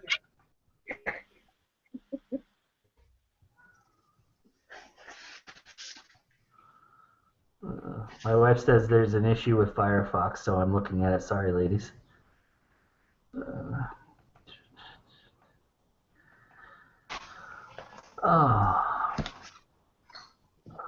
So what's the weather like where everybody's at? I know that Karina and I, it's rainy. You're in Canada, right, Denise? It is. Halifax is raining. It's cool and windy. Do you get snow out there, Denise? Oh yeah. Yeah. Yeah, we didn't have a lot this winter, but we actually had some a couple days ago. Yeah. We only got a couple of days of snow this year, I think. Wow. Are you on the plains or are you in the higher elevation, Marky? I'm right down in the little boot heel, the little tail between Arkansas and Tennessee.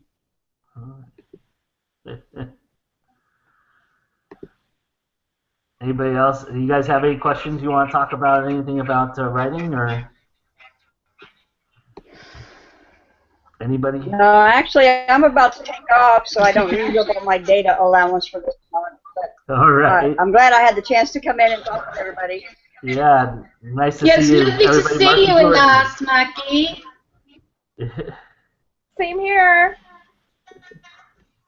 All right. Go and get Marky's books, everybody. They're fantastic. I've read most of Fang and Claw, and I've enjoyed it tremendously. So,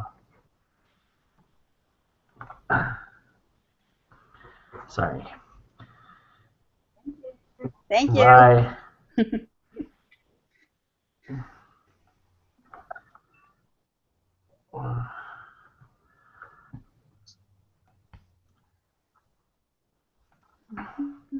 Well, now there's just 3 of us. So, I wanted to let Denise, I have a everybody- question for you, honey. Okay, go for it. What's the best thing for you about writing? Oh, the sound just cut out. Oh, say it again, Karina. Can you hear me? Yep. Can you hear me? Yep, I can hear you now. Okay. What do you love about? Okay. What do you love about writing? What's the favorite? Why do you write? Why do you do it? Oh, that's a good question. I can't imagine not writing. I was a huge reader my entire life. I taught myself to read by the time I was 3. I don't ever remember a time that I wasn't reading, like a crazy person. So writing was just something that just sort of started naturally. I can't imagine myself not writing. There were other things that I wanted to do in my life over time, and all of them just kind of faded out, and it's the one constant that's always been there. If I don't write for a while, you can tell. I've become a very unpleasant person. And my friends tend to know.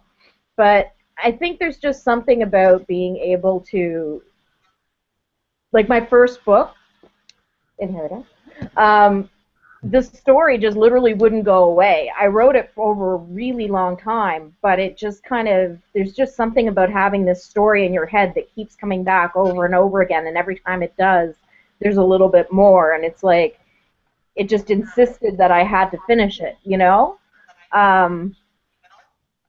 I don't know, there's just something about that's really, really compelling, and really, I don't know. It's a hard thing to describe. It's a feeling, so it's a hard thing to describe. What about you? It's part of you. It's part of you. It's part of your life, and it's something, like you say, you have to do. Exactly. What about you? What is your favorite part of writing? Well, I've just released my last book. I don't know when I'm going to be writing anymore, if I write anymore. I've certainly got plenty of work in progress to finish, so that could keep me going for a while. I love being in the zone, We call it the zone. Yeah. That's when you're just so spaced out, nothing around you. You cared about nothing but writing. You cared about nothing but the characters. Your actual reality just disappeared. You either didn't sleep and you were writing, or when you slept you were dreaming, waking up and then going back to the computer. I mean, the zone, it just flows out of you. It's so fluid, and everything comes out, and it's like your fingers are just working on their own. And then suddenly you just stop and you think, oh, look, I've just done 5 pages and I didn't even know, And that's what the zone is. And I think that's the best feeling, is when you're in the zone. I mean, it could last a day, it could last a month, it could last a week. No one knows how long being in the zone lasts. But it's just an amazing feeling to be in that position. Mm-hmm. Do you know what I'm talking about when I say the zone? Sure. Absolutely. I've kind of had it lately for the first time. Well, not for the first time, but for the first time consistently. And excellent. I just said online the other day that this is what writing should feel like. It doesn't feel like stress or struggle or anything. It just feels amazing. And that's what it should be. It feels right. It feels natural. Yeah. What's the thing you don't like about writing?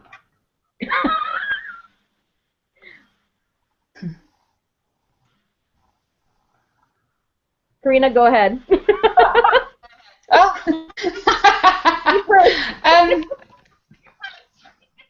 Gosh, what I don't like about writing. I think it's probably the editing, going over and over again before you actually give it to the editor. It's you get fed up of the book in the end. You really do. I mean, it doesn't matter how much you love the book and how much passion you have for it. When you've read it 100 times, you do get fed up of it, and that's when the time you have to put it aside and work on something else. But the editing is a nightmare going over the same thing all the time. I love it working with the editor because they give you so much, not confidence. They especially if they enjoy the book, they get you into it again. You know, you get the passion again for it because of what the editor says about it, or because of what they're suggesting you need to do for this paragraph, or to get rid of that paragraph, and you know it's tightening up the book, and you know it's making it even better, and that's a really exciting part of actually working with the editor. But the editing and the promotion, the marketing, the hours online, trying to get people to know about your books, to buy them, to read them, is the worst part of writing. Yeah, definitely. Yeah. I always say my roommate is an artist. Well, she's a painter, and she, so we kind of compare our process a little bit sometimes. And if you have a good day writing, it is the best feeling in the world. There is no better feeling in the world. But if you have a bad day writing, there is no worse feeling in the world. And dragging yourself out of bed after a bad day of writing is just not a good thing. It doesn't happen often that it's that bad, but when you have one of those days that just words are not coming together and it's just, there is no worse feeling than that. For me. How do you find the discipline of writing that you have to fulfill that, or do you just go when you go and you're okay with not writing one day, or do you feel like as a writer you need to stay scheduled or at least stay writing every single day?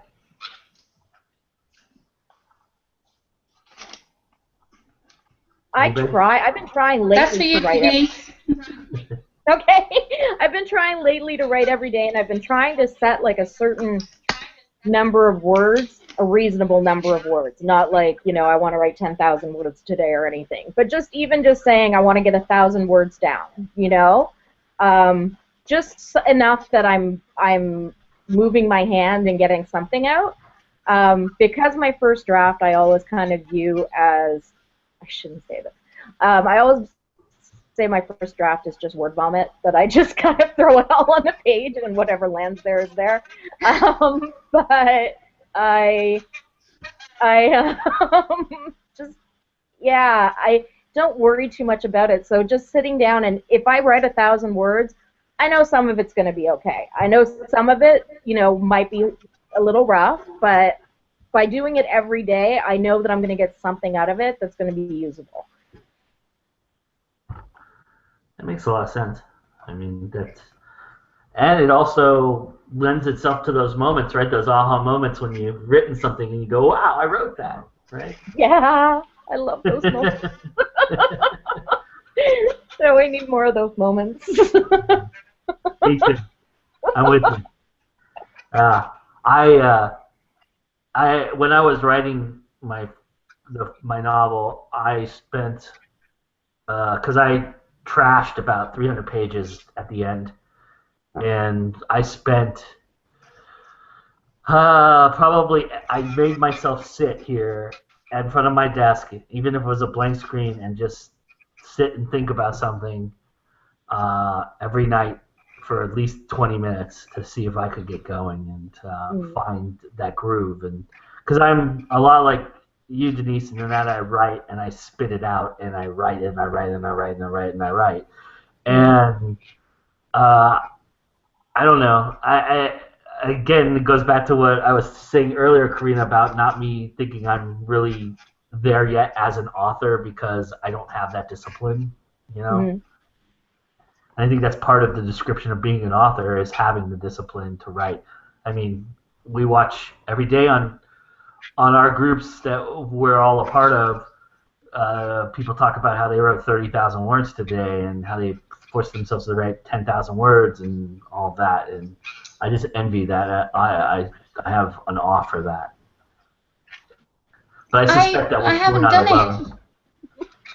In the 20 years I've been writing, in the 8 books I've got published, I've never had a discipline.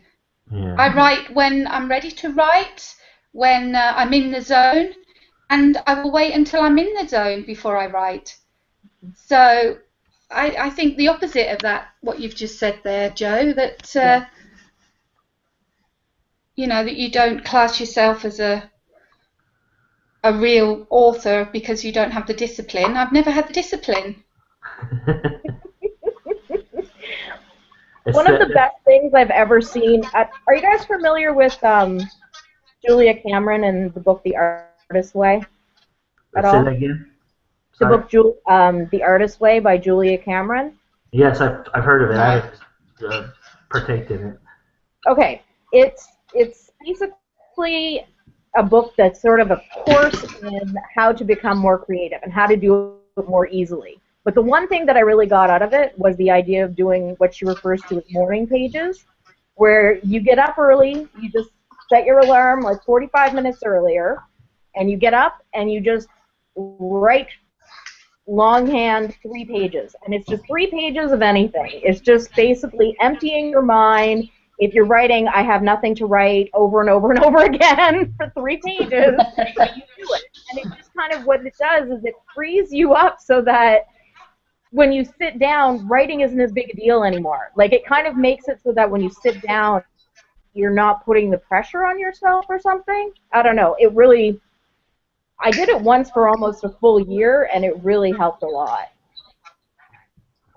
Yeah, that sounds awesome. And I will say the times that I did actually put myself down here and stare at the screen, something came up, and what I ended up doing is I used that time to do research. So I would go on, I would stay away from Facebook, I would stay away from Twitter, and my email, and I would just strictly use Google to look up things that I was curious about that I needed to research, and I always have a list of stuff that I want to research. And that helped get the writing So going. you may not class that as writing, but that is part of your what you need to do for your book as an author. So even though you're not writing, you say about discipline, it's all part of it. Yeah. Yeah, I agree. Yeah, but you know what I mean by what I was saying, about 30,000 words, and I'm going to write 30,000 words today, that kind of thing. I don't ever see myself being that kind of author, even if I was to write like 2 books a year or 3 books a year or whatever. Which I don't think I'd ever accomplish, but I just don't. It doesn't suit me. It's not my style, I think that's important for authors, is to find your style, how you write, because not everybody writes the same. Yeah.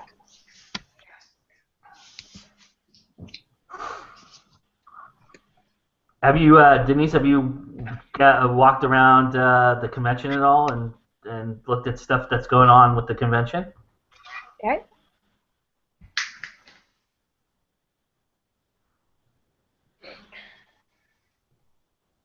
Did you hear me? Uh-oh. I'm losing people. I've lost it. Hey, Denise, can you hear me? The sound is cutting in and out a lot. I just heard that. I was asking if you had been around the convention at all and gone around and taken a look at what's going on with the Brain the Books convention and partaked in anything like the Facebook takeovers or anything. I was kind of lurking. I didn't jump in and join in, but I was definitely lurking around and kind of taking a look at some of the things that were going on, some of the giveaways, stuff like that. I think over the weekend I'll definitely be poking in a little bit more. Nice. I'm a notorious lurker. Hey, it's not bad. It's not a bad thing. So. And I was sitting in on the video on this earlier today when you were speaking with everyone else, and I was actually sitting here making notes when people were talking about things they do. Like, oh, TweetDeck. I don't use TweetDeck. Okay, I'll look into that. So, That's yeah. awesome. I'm glad to hear that we're helping.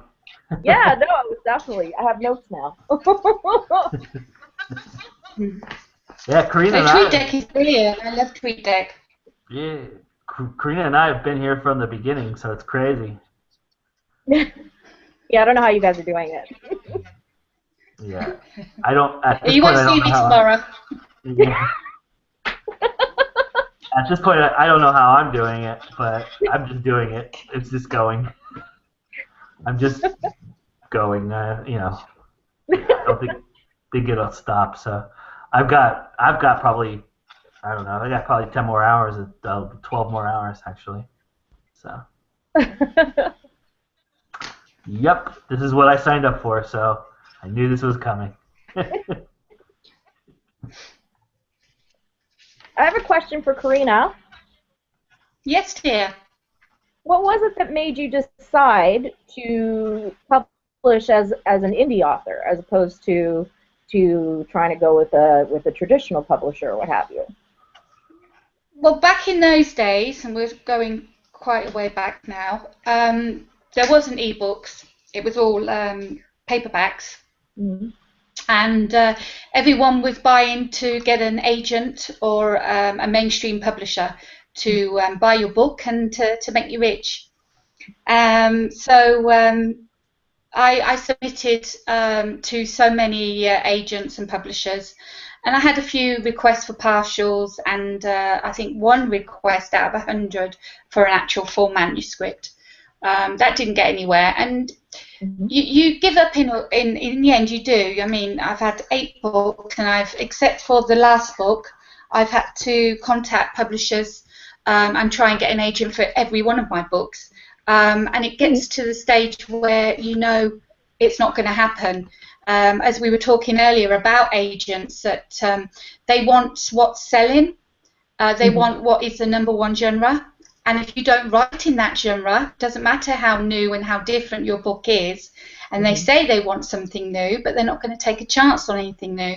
So this was what I wrote about. I mean, in times of violence is sort of the outsiders going into the 20th century. So it was something unusual, something that hadn't been done, and there was no books like this out at the time, and they just didn't want to take a chance on it. And I thought, well, I'm sorry, this deserves to have readers.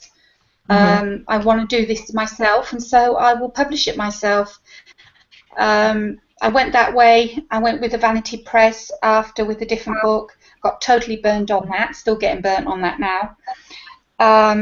Then I went with a small press, took Huntress, and signed a contract for Huntress for my second book in the Outlaw series. And when the contract was over in a year's time, I didn't sign again because I was doing all the marketing, promoting anyway, so why to let them have a cut of my money when I was doing all the work? So I said, no, I'm not going to sign anymore, so I'll take that back. And I've been self-publishing ever since. Wow. You've really tried all of it.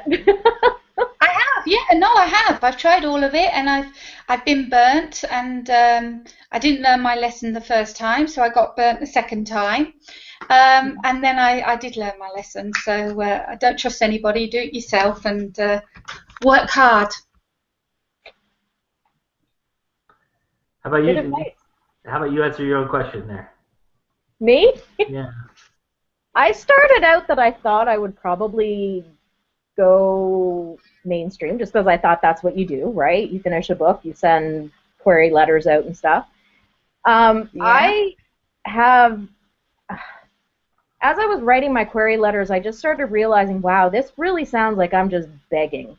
Like, it just sounded like I was begging. And I felt like I've written this book and I'm begging them to take it on so that they can make money off of my work. Like, it just all seemed like a ridiculous system. And then I was kind of like, okay, and then they're going to take it and they're going to put a cover on it I'm going to hate, and they're going to tell me to change the character's name.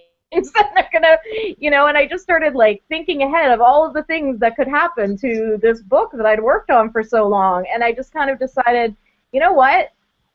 Even if it fails, at least it's my fail. If I put a cover on it and everyone hates it, I love it.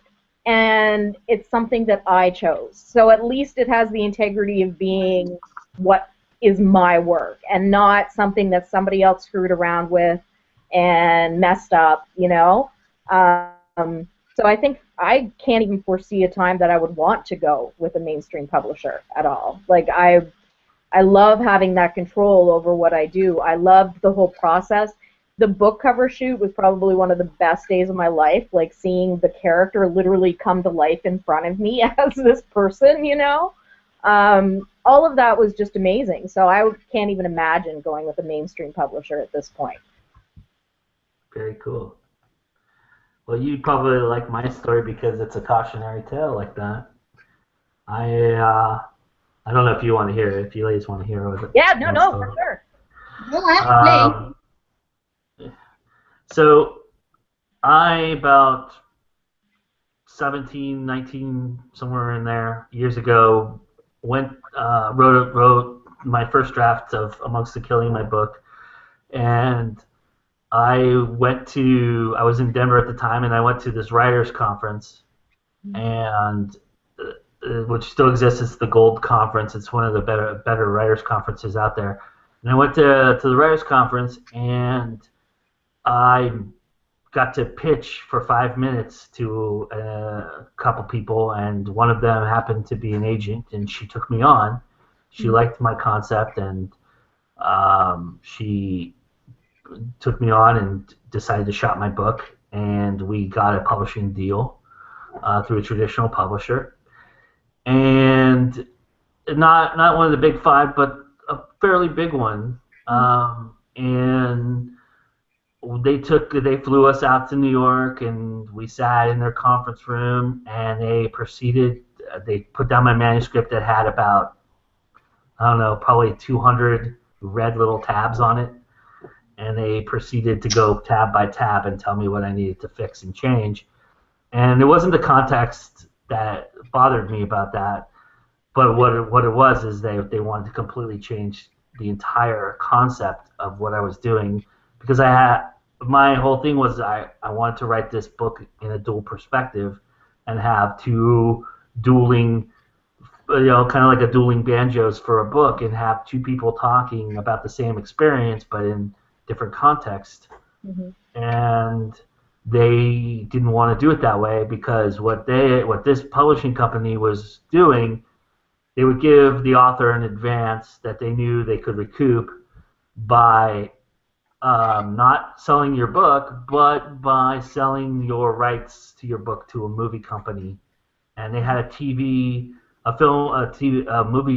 movie company that they had been working with that was looking for a psychological thriller-based idea, and they found my book, and the TV movie company had given them notes, not the editing. No, this wasn't the editor who made these notes, it was the movie company. And they wanted to tailor it so that they could write the script and make it, make it sellable in the TV market. And that's why they changed the entire concept of my book. And I walked away from the deal. I didn't want to do that. I turned down. A lot of people would look at me, and my parents did look at me like I was crazy. But I mean, and I'm not crusading this as being a hero or anything like that. But No. I just felt like the integrity wasn't there, and I felt like if they were this shady about, because they didn't tell me about what they were doing. I thought that when we were going over some of the notes, they were pretty common notes, I thought, and I thought it was being done by the editor that they had assigned to the book. But no, it turned out it was a TV movie company, and my agent tried to talk me out of it and said, well, this is just your first one, you'll write others, and you're going to make money, take the money. It's very rare that they would even take a meeting with somebody that is brand new, and I walked away, and that publishing company proceeded to tell every other publishing company in New York about I was difficult to work with. I was one of those first-time authors and ego. I had an ego that was driving me, and not sensibility. And they wrote this scathing letter to about 5 or 6 publishing companies, and only one of the companies that had a little bit of integrity sent it to my agent. Otherwise, we would have never known. And basically, they blacklisted me from ever getting a deal from that side of the world. And anybody who touched me, they were going to make sure that they knew about the experience that they had with me. And of course, this goes well with my book, because my book is based upon the concept that there's 2 sides to every story. And now I have this real life story that they have their side, and I have mine, and Oh, I hope you write this. well, I did technically, but yeah, I walked away and got blacklisted, and that just soured me. I stopped writing. I didn't want to pursue it, and luckily, my agent was also involved in commercial productions, and I got to write a couple commercials and make a little bit of money doing that, but I didn't make enough to make a living. But so that got me, my other passion is film, movies, and I decided to go from there and make short films, and found out I was pretty terrible at that. So, yeah.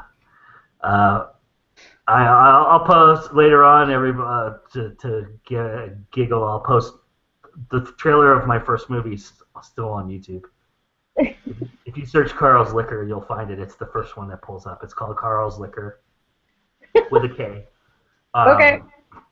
And that is my trailer to the first short film that I made. And actually, it was a feature that was so horrible, we had to try to trim it down to a reasonable 15 minutes to try and even make it worth watching, and it still didn't work. And I always had that passion for it, and I just didn't have the technical aspects to it, and it crushed me. And so I got crushed in 2 fronts, and then it just never panned out. And I had a really dear friend of mine who got a call from a company that will remain nameless, that's pretty big, that wanted to shoot a commercial, because he pitched them an idea and asked me to come down and shoot it with him. And that's the last weekend I ever saw my friend. He passed away that Monday after. We couldn't get the crew together enough, and so we ended up having a great weekend together. Mm-hmm. We just partied, forget the commercial, because we couldn't get it together, and I couldn't believe it was going to be the last time I ever saw him, and it was kind of weird. I don't want to get into all this, but it was kind of weird. Just all these ethereal things started happening, and one of the last things he said to me was, "What about that book that you wrote like 15 years ago?" And I was like, "Yeah, I shelved it. I didn't want to deal with it." And after he passed away, I was in a black period, and I picked it up off the shelf and looked into publishing myself, because back then, as you know, Karina, as you've already expressed, and I know very well, that was the avenue that my agent was looking at doing, was going, "Hey, let's do self-publishing." She knows a reputable vanity press, and I said, well, I'm already blacklisted. Let's just stick me 6 feet further into the hole, because at that time self-publishing was exactly, Mormon leaflets and non-fiction writers, and if you were a fiction writer and you were self-publishing, it meant that you weren't good enough to get a publishing deal, and that's the stigma that would stick with you for the rest of your life. So I didn't want to deal with that either, so I didn't do it at that time. And then the wonderful world of the internet came around, and I discovered that it was okay to do this now, and that everybody's doing it, and luckily that's how it all happened, and I got it published through myself. So. And it's phenomenal. Oh, thank you. I loved it. Thank you so much. Yeah, so that's my story. I'm sticking to it. I don't know. I mean, I get the impression, I might be wrong about you, Joe, that I think we also kind of came through because I've seen some of the music that you've said you liked and stuff like that. Yes. Definitely this idea.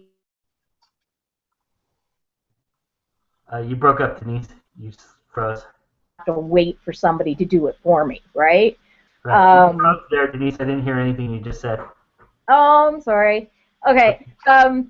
When I think we kind of came from a similar idea. I've seen some of the music that you like and stuff like that. And I think that, you know, when I was growing up and everything, that there was a lot of like indie music and a lot of punk and stuff, that the mentality was you don't have to wait for somebody to make it for you. You can just make it yourself. Yeah. And I think that I never really understood why that couldn't apply to books, why it had to be any different if I was writing something, you know, or whether you're making a film or whatever. Why do you have to wait for somebody else to do it for you? Why can't you just do it yourself? Yeah, I mean, one of the coolest quotes I ever saw, it's regarding filmmaking, actually, was Dennis Leary, which is strange that he would have the greatest filmmaking quote I've ever read, but his quote was, F film school, you know, your film school should be your life, and you should have a camera in front of it at all times. And that's how you make a movie. That's what he said. I thought that was a really cool idea. Because I think a lot of people think that, you know, I'm going to go to USC, I'm going to go to film school, and from there I'm going to be Jim Morrison if I'm not a filmmaker, or I'm going to be Oliver Stone and be a filmmaker. Yeah. Because that's how their circuitous route took them through USC's film school, and everybody thinks that's the route to being famous. Yeah. Or being a filmmaker, which is not the case at all. Because you look at some of the most successful filmmakers, now especially, they all came from a route where they had to make their own movie the first time around. Even Spielberg. Spielberg made his first. Of course, he did it at 8 years old, which is insane. But you know, I mean, whatever. Yeah, I mean, he mastered 16 millimeter film at 8 years old, and how he did that, whatever. You know, I mean, that's crazy. But Okay, it's a bit of an overachiever, whatever. Like well, that's why I marveled at Marky's daughter. You know, in high school, I wrote short stories and stuff like that. But come on, you know, I would have never even attempted to give my stuff to a publishing company, you know, when I'm 16, because I knew it was crap, you know. So for somebody to write something that is publishable and has meaning, like Marky's daughter has done, she's written a legitimate book, you know. That's absolutely phenomenal to me. I can't wrap my head around it. Hi, Angela. Hello, how is everyone? Good. Hey. Hello, who do we have here? Denise. Hello, Denise. Hi. Hi, where are you hailing from? I'm in Halifax, Nova Scotia. Nova Scotia. Sweet. Okay, Yeah. I'm just loving this global thing. We were on with Japan earlier, and we just got done with a panel with Aurelia Maria Casey on memo writing, and we found out that the same group of us is going to be back on for domestic violence talks tomorrow. So it's really exciting, and we're from Australia, Canada, U.S., California. We're all over the place. So it's really exciting. I came on because we are getting ready to do the cover wars. Yay. So, and I have, Before you start that, Angela, I just want to say that in our interview with me and Aurelia, she had a feeling that was going to be the case. She kind of designed it that way. Yeah, no, it's funny. We called it part 2 of the continued discussion because our subjects started to overlap. I'm trying to find a way to cut people off and not allow them to comment anymore, because we're going to go ahead and shut this down. I don't want to give results and then turn out and go, oh, guys, sorry.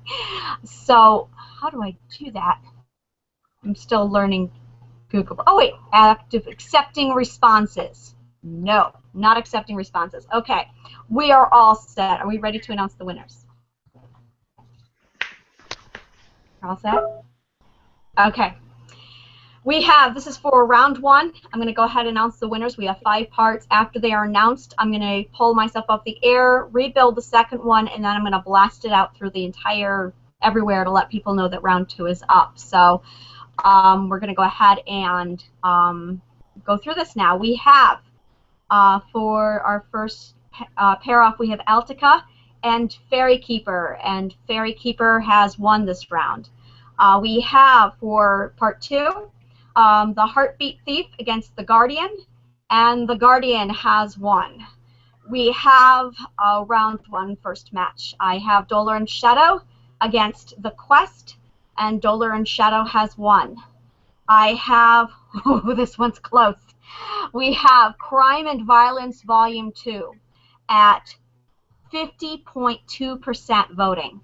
Tangible Angels came in with 49.8% voting. We have, Crime and Violence Volume 2 won that round. For the next one, we have The Prince of Luster Decay at 50.6% of voting. And I Am Held at 49.4% of voting. So I Am The Prince of Luster and Decay won that round. And we have Magic Price against Remember. Magic Price won that round.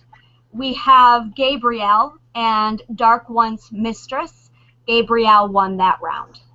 So that is it for part 1. So let me see here. And I know it's coming. It's great because I was kind of, that means I'll be pitting Dolor and Shadow against Schneider's Magic Price. And I have a lot of people going, don't make me choose. That'll be fun. We have, for part 2, Angels Dance against Exigency. And Exigency won that round. I Am Not Your Baby versus Fairy Tale Fusion. And Fairy Tale Fusion won that round. Forbidden Axe against Hell School Fresh Meat. Forbidden Axe won the round. Swim Season versus The Masks of Monsters. The Masks of Monsters won the round. We have Broken against The Diary of a Single Wedding Planner. Broken won the round. And Magic Scars against When Lightning Strikes. And Magic Scars won the round. So let me see here. I have to change that one over so that it's not accepting responses anymore. Okay. And then we're going to head over to part 3 of 5. We're almost done here. Because this is riveting. This is riveting. I'm really eager to see this. Let me see here. I'm just being a jerk. I know. You're all right. You're a jerk. I'm excited. I've been up for 8 hours, okay? You know, not forgiven. How are you going to be in about another 8 hours? I know, right? Yeah. God, I'm going to be losing. I see me coming on tomorrow morning, and you're going to be like, oh, I'm here. I'm here. All right. I'm going to be like, somebody please talk. Because I see you at 3 a.m. Talk. Is anyone even listening? Talk. All right. We have, for Cover Wars Part 3, Athena Blessed against the Guardian, Blood in the Sand. The Guardian, Blood in the Sand, has won this round. Crime and Violence Volume 1 against Daemones. Daemones has won the round. Dead Reckoning against Do You Believe in Legend. Dead Reckoning has won. Hero versus Hungry Gods, and Hero has won. We have Ignited versus Once Humans, and Ignited has won the round. And for the last one here on part 3, The Last of the Ageless versus The Rise of the Phoenix, and The Last of the Ageless has won this round. So on to part 4. I feel like there should be like music going or something. Alright. All right, let me see here. Alright, and we have, for part 4 now of 5, Crime and Violence Volume 3 against Anara and the Book of Shadows. Anara and the Book of Shadows won the round. Anara and the Fallen Druid versus Escape from B-Movie Hell. Anara and the Fallen Druid has won this round. The Hobgoblin Queen versus The Life and Times of Carr Johnson. The Hobgoblin Queen has won the round. The Rogue King versus The Redoubt. The Redoubt won the round. Unclaimed versus Where Shadows Fall. Unclaimed has won the round. Love, Lies, and Hocus Pocus versus Pause. Pause has won the round. We have The Cogsmith's Daughter versus Blue Hydrangeas. The Cogsmith's Daughter has won the round. And The Dead Game versus Golden Dawn. And Golden Dawn has won this round. And one more, and then I will let you go back, Joe, to your hosting. And Joe's like, no, please take your time. This allows me to not talk. Let me see here. Do you want me to lag it out? I can really drag. Well, you can go through my tournament if you want. If you want, I can try and wrap this or something. No, Okay, I'm you do what you're doing. All like right. I said, if you want, you can go through my entire tournament, and we just moved into the second round of my tournament too. If you want to go through. No, I won't be doing that because I have a schedule, and you're not on the schedule, Joe. Okay, I have a list. He's just, I have for the final part here of round 1, Cards and Consequences versus TV Apocalypse. Cards and Consequences has won the round. We have the Mirian Heir, The Journey of the Marked, versus Spirit of the Lone Horse, and the Mirian Heir, The Journey of the Marked has won the round. We have Life versus Anya and the Power Crystal. Anya and the Power Crystal has won the round. We have Deadly Sins the Third versus Hush. And this one is another close one. Hush came in at 47.6%, while Deadly Sins came in at 52.4%. So Deadly Sins has won that round. And we have North Downing versus Pleasantwick. Pleasantwick has won the round. Demetrius versus The Land Without Color. The Land Without Color has won the round. Murcharmer versus Magicborn Crown of Stones. Murcharmer has won the round. And our final announcement, A Year Since the Rain versus The Haunted Prophecy of Natalie Bradford. A Year Since the Rain has won the round. I will go ahead and spend the next 30 minutes to an hour rebuilding these posts, and then there will be an announcement going out. It is not too late if you want to get an email notifying you of the next round beginning and a link. We do have it set up so that you can go through and select an email and sign up, and that is available both on my website, AngelaBChrysler.com, and it is also available over at the Goodreads Fair. I need to eat something today. Branda Books Cyber Convention on Goodreads, the fairgrounds. It's also there. So I'm going to hang out here for a minute while I do this. So maybe I should stay in my chair. I'm really hungry. I brought my cookies and I still haven't opened them. There, I broke the seal. So I need sugar right now and juice and soda. And yeah, I got cookies now. All right. Now we're watching Angela eat. I really eat like this. I do. You should see me at the dinner table. My kids all join in too. So there's like 4 of us going. To the beat of your own drummer? Yes. Do you all have 4? Do you guys compare notes and figure out which one, who's doing what beat? Yeah, we sync it. I usually start it, and then the kids join in. We're like, and then my husband usually does a.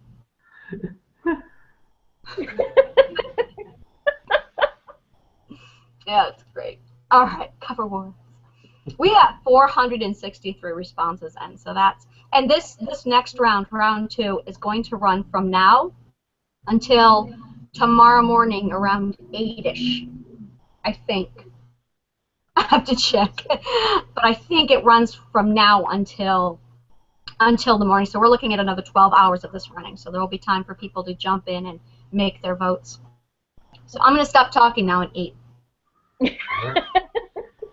I just want to let the world know out there who some viewers. My wife made me aware of this. I wish some viewers would have made me aware of this if you were having problems. But if you're viewing the feed through my website on Firefox, apparently it's not showing that there's a video. I've been online looking at that right now. I'm fixing it. The way you can go around it is if you click on, there's a little box that says YouTube.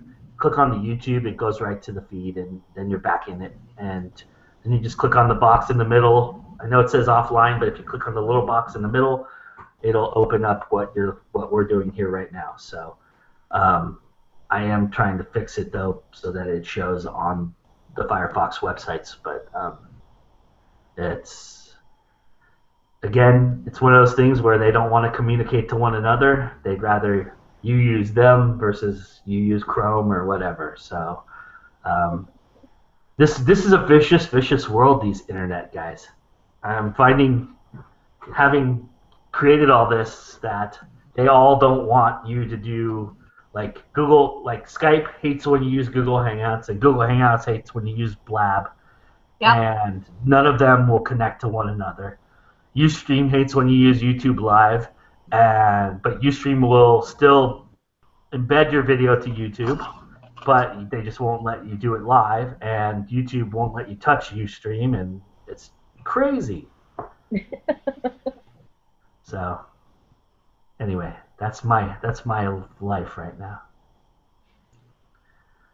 I feel like I'm looking kind of rough. Am I looking kind of rough, ladies? Yes. Thank you. I feel like I'm truthful. Yep, that's, sorry. Fine. I'll put on a hat. It's honest. I'm sorry. I can't lie. It's fine. No, it's fine. I appreciate it. I asked the question.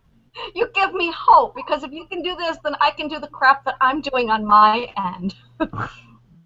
I'm sitting here like multitasking. I'm like, yeah, I'm doing this. Yeah, I'm at this takeover. Right. I have a giveaway running. Go have fun. Right. I've got this panel over here going. I'm all right. Yeah. Actually, for the panel, I did completely shut everything down so I could focus. So the panel discussions, I can. How'd that go?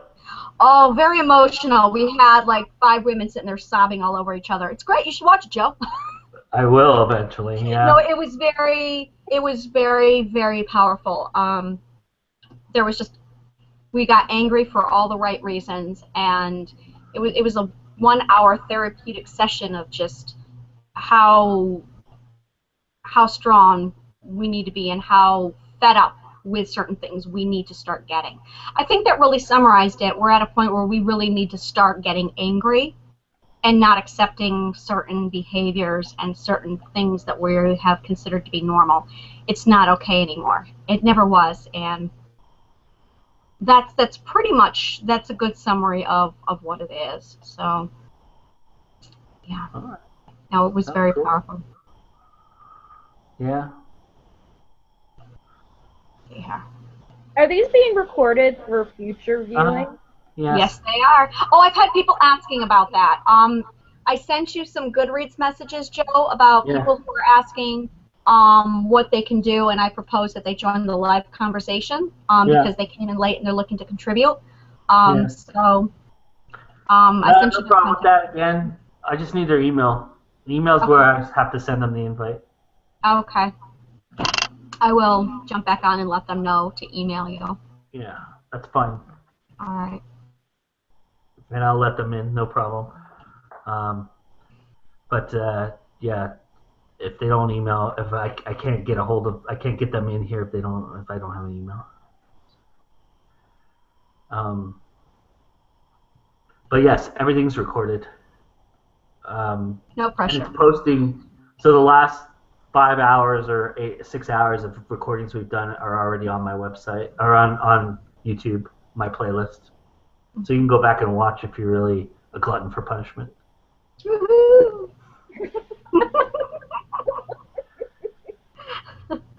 I'm gonna go back and watch because I missed an hour of it myself. Apparently, Mr. Harrell made an appearance. Oh, it was wonderful. I read my book, like a chapter, not even a chapter, like a section of it, and then I had to go.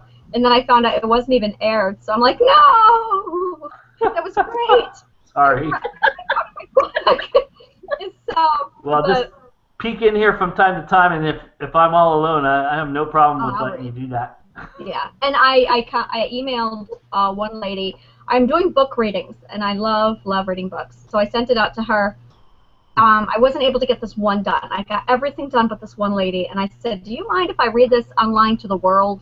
So once I have her verbal consent, written consent, then I will be reading her excerpt. And then after the convention, I will be putting it through that way. So she might want to schedule it. That's another thing. So I'll kind of have to fluctuate around. Sounds good. This is a hoot. God, it's only 1:30 here. Holy crap. Feels like it's 7 o'clock. Well, that's because you were up at what time? 4. Yeah. It's 4:37 here in the evening. So, and I'm worn. Like, I am mentally, like, this whole part of my brain is just on fire. And I'm like, okay. Yeah, I'm on autopilot right now. No big deal, though. Yep. It is what it is. I signed up for it. This is what I pitched, and this is what I'm going to do. So. And how many times have you gotten to that point where you're going? I'm sorry, I didn't hear you because I was spacing out. Yeah. Have you gotten to that point where you're going? I'm kidding. I heard you. Yes. No, I haven't really gotten to that point, but it's just what it is. So. Mm-hmm. My eyes haven't drooped, even though it probably looks like that on the screen. I don't feel like I'm tired at all, so that's halfway good news. When exactly will you be sleeping? We're still playing. You're live. Hi. You want to come over here? Sure. For me, it just depends on how late the late crew wants to go. I have my late show planned with a bunch of really interesting characters, and these guys are going to be a lot of fun. And I did that on purpose, and because at that point I knew I was going to be on fumes, and I needed somebody who I have a feeling like a lot of how this morning went. Tonight's going to go a little bit like that. I have it a little bit more structured, but we're gonna play some games and have some fun, like a late night show does. I proposed this idea that got kind of poo-pooed on, but we'll see if I can get them to do it. So stay tuned for that. But yeah, this late night thing tonight, a lot of them are not as available tonight as they will be tomorrow night. So I probably will get done pretty early and can move on. As soon as I have enough content to cover me, that's how long I'll sleep. So, which I do right now. Yes? I'm going to be popping off All right. in a while soon. As you know, I've been here all day. I think people have had enough of my face. And I can't thank you No, enough, it's actually, Karina. Thank you so much. That's all right. It's 20 to 12 now. But before I go, can I just read a small part from my book? Please. Is that all right with everyone? Yes, please do. Do it. I'm sitting here clapping and saying do it, and I'm on mute. So, yes, please. Okay, let me just find out. Where are we? What should we do? Right. Okay. I'm not going to give any backstory. I'm going to go straight into it. The journey was slow and tortuous to the legs. To Thaya, the mountains seemed to grow with every step. It seemed like hours had passed before she sighted the black gates of Senks. She prayed for strength, questioning if this was the beginning or the end. Armed guards escorted Thaya through the city, and the sight stunned her.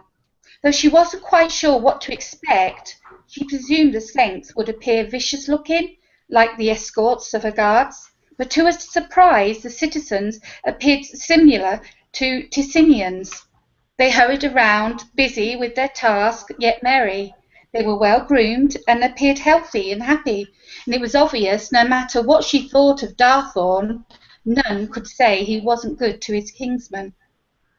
Thaya was led to a large bare chamber. The hall was constructed in gold. It glittered and shined, giving the chamber a rich and powerful feel. The guards withdrew from the chamber without announcement, and it was then that Thaya became aware that she was not alone. On the far left side of the chamber stood a Senks. His back was to her, his interest otherwise occupied, as he stared out of the window covering most of the wall. It was obvious to Thaya who he was, for she had seen him in her dreams. His large hands were clasped behind his back, his stance proud and dominating. He was wearing a long, dark red and gold kimono-type gown. His jet black hair hung loose behind his back, the length almost touching his hands. There was no doubt in her mind this was Darthorn, the ruler of Senks. Thaya waited for Darthorn to acknowledge her, but soon realised he was not going to. Her patience could hold out no longer, so coughing loudly, she stirred Darthorn from his thoughts. His head whipped round, his scorn turned into an artificial smile, or so Thaya thought. "Welcome, Princess!" His voice boomed. It took him 4 powerful strides to reach her. He extended his arm, which she took, and then led her to the middle of an open-space stone floor. With a wave of his hand, a gold regal-style table and 2 chairs appeared, laden down with fruit and beverages. Thaya gasped. Still, the magic of this mystic new world surprised her. "Be seated," he instructed, pointing to one of the chairs. As Thaya took a seat, Darthorn poured a liquid that looked similar to Sicilian wine into 2 goblets and handed one to her. Remembering what Alcazar had said, she held the cup in her hands, not daring to let the wine touch her lips. "I am pleasured to lay sight upon you finally," he added, "for I have lingered long for our rendezvous. Your reputation precedes you. 'Tis an honour that you travel on my land." "I do not concur," Thaya retorted. His eyes turned black, and his face displayed a frightful scowl. Thaya stiffened, startled by the abrupt change of his persona. His smile recovered, and he took control of his anger, but wanted to really tear her apart where she stood. What was stopping him? It was, of course, prudent to keep his enemies close. He did yet not know her, or what she was capable of. Thaya recalled Alcazar's words. "If you journey to Senks, carrying a stance of ignorance and bravery, then I guarantee you will throw away any hope." He had told her, and it was essential that she tread carefully and to be aware of her tongue. "I will permit that to pass," Darthorn said, though it was spoken in warning. "I do not doubt your subjects have voiced their opinion of me, my evil doings and how lonesome I am." His cruel laughter echoed the empty chamber. "Do not presume to understand me, Thaya. Why heed idle gossip? Judge for yourself. I desire to persuade you of my genuineness. I long to unite in friendship." Thaya doubted his words. She had laid judgment upon him and found him guilty on all accounts. She opened her mouth to speak and then stopped as footsteps approached. I shall finish there. And Charlene's back with us, everybody. Hello.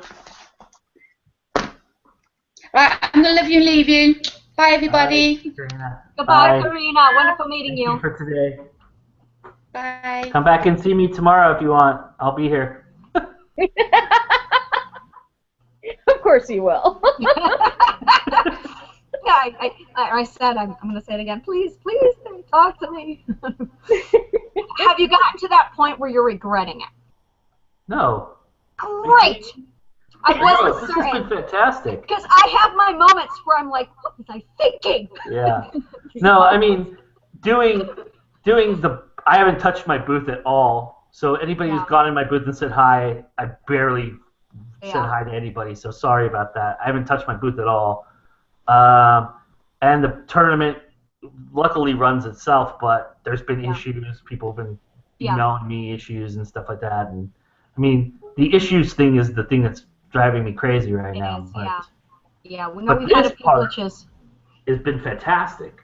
I'm so glad that everybody's so engaged in doing this, and it's just been phenomenal. I mean, we have such an incredible crew of human beings that are just doing this stuff. It's really cool. No, they are amazing people. I'm just really super excited for the support. I mean, and anybody who wants to be a part of this, I want them to be a part of this. I'm not trying to exclude anybody here. I hope everybody understands that. That's not my intention by bringing certain people on. I had put that out there. Certain people responded and nobody did. But now that it was going, that some people wanted to get on that maybe didn't get the memo the first time around. And that's fine. I'm totally cool with you guys coming on and doing that. You just gotta make sure I get your email, however you want to get it to me, Twitter, Facebook, email me. If I get your email and you want to be on, I'll put you on. So I will be sending out something tomorrow in bulletin form, Joe, letting authors know. Hop on board. Yeah, because I think I could be wrong, ladies, but you tell me. I mean, we're having a good time. This has been really fun, right? Oh, it's a hoot. You guys are getting punchy.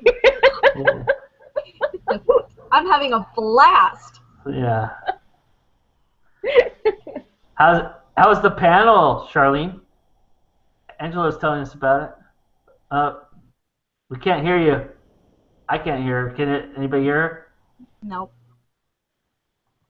I was wondering why she didn't say hello. I know. She was snubbing me. I'm like, Charlene. So who said it was a hoot then? I thought it was her. It's a hoot. Oh, no, you. It's a hoot. Hoot. It's one of my favorite words. Hoot.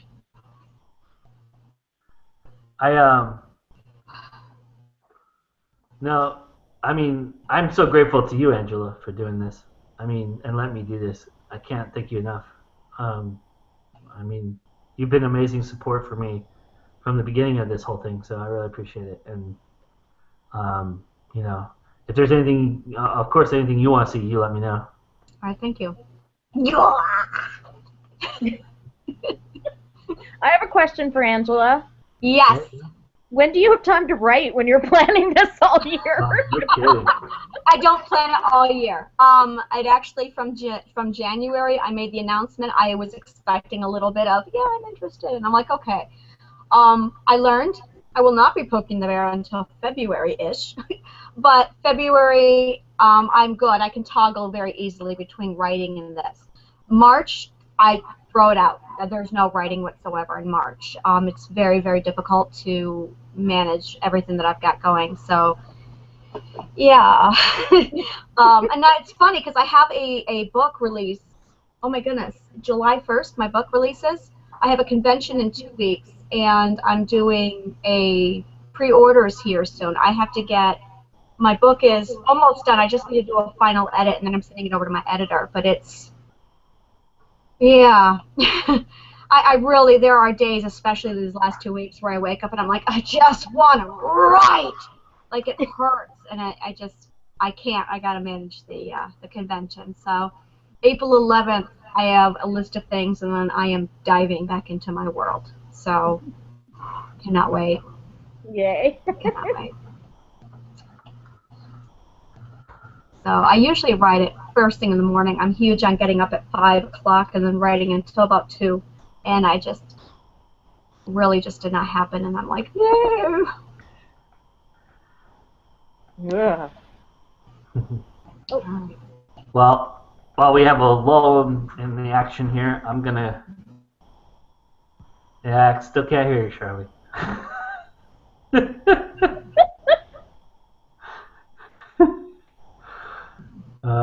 I'm going to go through my tournament real quick and just let everybody know how that's going. the first round is over. We're into the second round, which lasts another 10 hours. So you can still vote for the second round. Round of 16. We have 16 books left, or 16 characters, I should say, left. And in the first round, Ian Troy had a bye, so Ian Troy is my defending champion, and he moved on to the second round without a challenge, and that was by design. And I feel really bad for Richard Evan Parsons, who is the one who's probably going to get smashed by Ian Troy.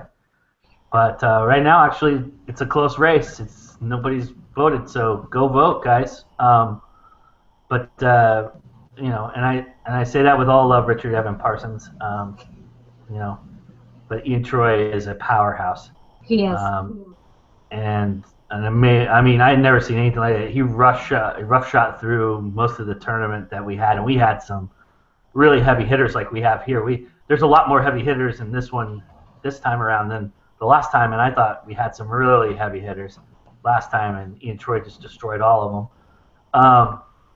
Clarabelle Weaver moved on to face Sebastian Blackwell in the second round, and that's the other matchup, and the winner of that gets the winner of the Ian Troy Richard Parsons matchup.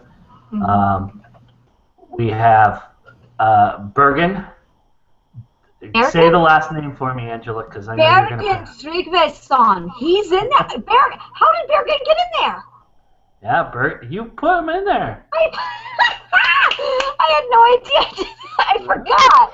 All right, go Bergen. And they won you won the first round too. All right. No, I am dying to see Bergen pitted against Ian. That'll be the day.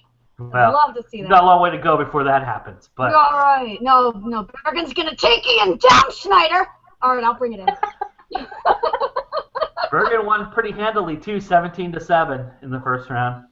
All right. So Bergen's moving on, and they've got Anjali to face in the second round, who was very popular in the first round, 22 votes. That was one of the top vote getters. I need the link. I need to let people know. By the way, you can vote for Bergen because Bergen has a fan club. Yeah, they'll love him. There you go. All right. I gotta focus. Then Cybahor, I hope I said that right because that didn't sound right out of my lips. Is fighting King B. William, who made a late push to defeat my own Detective Street.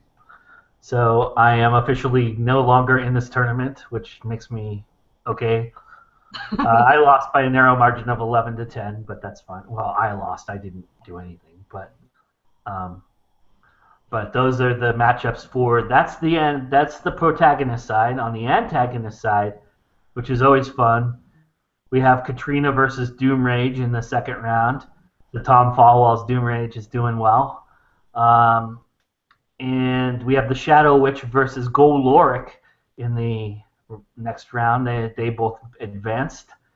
And Jay Nori's Roche character is facing Klaxon, which I think is going to be probably the best matchup of the second round. Both of those characters were very strong in their first round. And then we have the Sankus versus Draken, who Draken absolutely obliterated Jack Casey, my villain, in the biggest blowout of the first round. Thank you very much, 24-9. Draken is another C.L. Schneider character and did well in the last go around as well. But we are moving into the second round. You can vote all night long. You only get to vote once, but you can vote. And then in the morning, the semifinals begin. So there's my tournament. I know that was riveting stuff. I couldn't make those facetious comments there. I was actually into it. I had to go be mom. I went down there all roaring, and I'm 4'11", so when I go roaring, I have to make something of it. So. No. Charlene, we cannot hear you. She's like, I don't know. And I'm like. Sometimes, let me type it for you, Charlie. Sometimes when you first enter.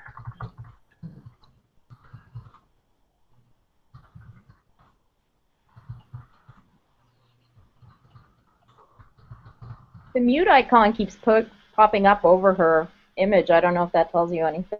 Yeah, and that's on her end. I don't see her muted here.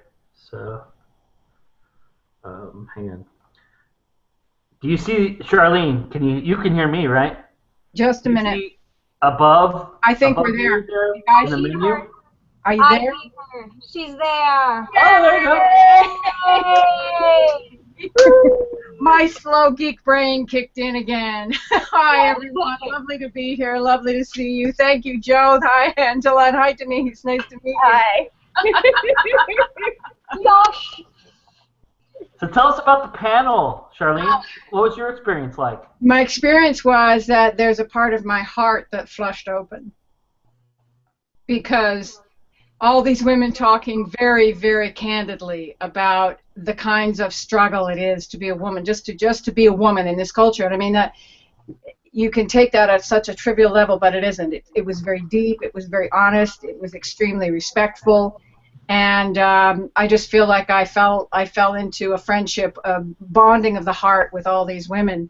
So, you know, to me it was totally refreshing and a real ocean I love swimming in, love to do it again. Yeah. We need to do a weekly thing of it, where we come back every week or twice a week. Yeah. I was thinking of that, maybe, you know, every couple of weeks or every month or whatever works for people, just whoever can show up and just really, you know, how has it been, what's your week been like, you know, because there's so much ground to cover. And I immediately went out and bought the 2 books of the people I didn't have. I've got your books. I went out and bought Heidi Engel's book on Hell School. Yes. And I bought Joy, I think Joy's last name is Hastings? Joy Jennings. Joy Jennings on I'm Not Your Baby. Yes. So I'm really looking forward to those reads and more comments. Tonight, you just said Heidi's name. Heidi did a phenomenal lip sync. Did she? Oh, I want to see what are the lip syncs on, Joe. So phenomenal. Yeah, she competed in the competition, and I think it was great. She edited it and put some spins on it and stuff. It's pretty cool. It's really neat. Is it up? Great job. Yeah, I was blown away. She upped my game. I re-recorded my thing 3 times because of that. She blew me out of the water, didn't she? Which one did you pit me against? The Brand New Day with Dr. Horrible? No, I got you on the only one. You, me, and her are the only ones that submitted something. So there's not going to be a competition. So. Oh, okay. So it'll just be entertaining. I'm glad because I'd lose. Yeah. The Voices. I can't remember the name of it. Sorry. Hey, fun. Voices is the one that I chose for you. We're taking the hobbits to Isengard? Whatever that means. Yeah. that was. By the way, Kylie Kerosene on YouTube put the comment, "Go Bergen." Yes. Yeah, she's one of my fan clubs. Yep. All right. Yep. She's one of the members. Yep. I have a group. They're like, I have a groupie. So this was a pretty heavy duty, huh, Charlene? This panel. The memoir panel? Yeah. I thought it was. I thought it was, as I say, very immediate, so that we weren't working through our politenesses. We were just right into the heart of the matter and talking about our books and how because you're talking about a subject, memoir, which is what is the value of memoir? You know, how does that work for you as a writer, but also how does it work in the culture? And I just thought these women were incredibly articulate and very, very deep. A lot of stuff, a lot of emotion. I was crying. I'm Irish. I'm either crying or fighting with somebody. So you know, today was crying, which is great. I can relate. Yes. Yeah, you can relate, right? The Irish in you as well, right? So you know, it was powerful, and I think it's the kind of thing that this technology is such a grace in our lives, because here we had someone in Salt Lake City, we had a couple people in Canada, somebody in the U.S., and you know, you can imagine it going global even more next year, whatever, more people involved, and have people really excited about connecting. Yeah. What about you, Angela? What was your take? Oh no, I loved it. It was, and that's actually, it's funny because you just quoted me. Prior to you coming in, I said the same thing, that we had this massive global coming together, and it was, for me, I walked away from the panel discussion with a, excuse me, we're not gonna take it. We're not gonna take it. Yeah, it was just very, like, that song was just running to my head through the whole thing. Like, we were done. Yeah. And it was definitely a massive, I'm putting my foot down. This has been the normal. This has been okay, and it shouldn't be. Yeah. And it's we're challenging it now, and it's just, and I think people are just at that point, and this isn't just with our abuse or the trauma, but there's a lot of different things where people are just at a point where going, why should I have to, why can't there be something better than this? And it really, yeah. And I think what I was aware of too, nobody was mad at the men. Nobody was bashing men. There was no sort of focused hatred, anger, which I find really, I have to back away from it. What we were saying is that as a people, all of us, we've all got to up our game, because what we've accepted as normal doesn't work anymore for anybody. Yeah. And I think it was really, really insightful. A lot of good stuff going on. Mm-hmm. Yeah. So I'm looking forward to the next panel discussion on domestic violence. I mean, just very much. One of the things I'm looking for. Of course, I'm also looking forward to the heroine's journey, which I imagine is a little more sort of swinging on the up arc. But I'll tell you, I thought this was very much the memoir. As though I'm describing it, it may sound like it was just sort of very down deep and dirty, but it was actually very upbeat and very everybody looking at the healing aspects and together for what works. And how can we do that? How can we create that better? Mm-hmm. Yeah. I got very angry, Charlene. I'm sorry. Really angry. I loved your anger. I got no problem with your anger. I got no problem with anyone's anger. I just get my own. It's a little difficult to deal with. No, I definitely am going through the anger stage of my healing with a lot of stuff. And last week I came home and I sat there clutching my fists. I wanted to grab up my swords. I wanted to go to a JoJo. I wanted to go karate. And I'm just like sitting there, and I'm like, I'm ready to just drive up to my stepbrother's house and punch him in the face. And I just sat there just fisting just clutching my fists. And my husband's like, what do you need? Do you want dinner? I don't want dinner. I want to punch my brother. And instead I grabbed a shovel and started gardening. And I mean, I was like hacking at the earth. And I planted raspberry bushes. Raspberry bushes! I'm planting a man's raspberry bushes. I'll show you. Raspberry bushes! 3 of them! They were yellow! What a great use of the energy. What a terrific use of the energy. Fabulous. Plant something positive. Plant some good fruit. That's great. That's great. No, it's an arc, and it's totally acceptable. I mean, it's a great way to heal, is to get that relieved up and get all that whatever emotion is under there up. I'm a big that's what I do with people. So now your anger is great. Yeah, and I'm not, it's funny because until recently it was, in my mind, it was and I say this in broken, every emotion at some point in my life has been used as a tool against me. So the lesson is, I learned, don't feel. Like, I can't, don't let them feel. Yeah, that to me really, really speaks to me. You don't feel. If you show them any kind of emotion, which one it is, it will be used against you as a weapon. So I shut everything down, and part of my therapy has been relearning how to feel. And there are days where I'll just sit here and I'll cry. I'll let myself just be sad. And I'll let myself just be angry. And my husband will be like, is there anything I can do? And I'm like, I'm letting me be angry. I'm just letting it come. And it's great.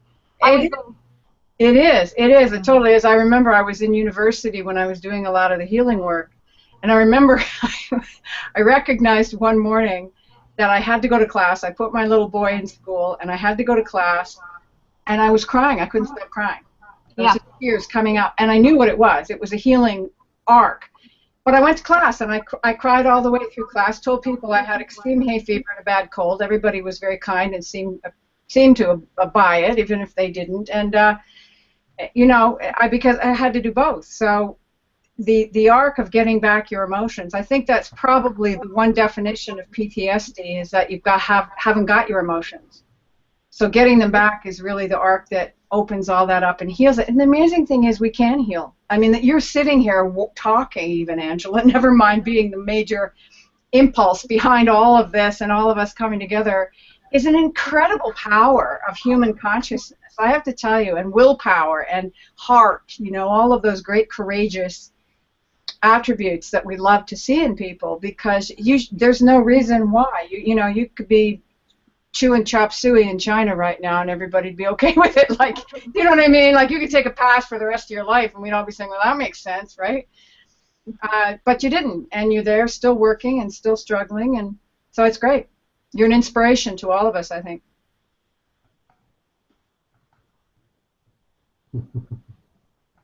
Denise, where are you?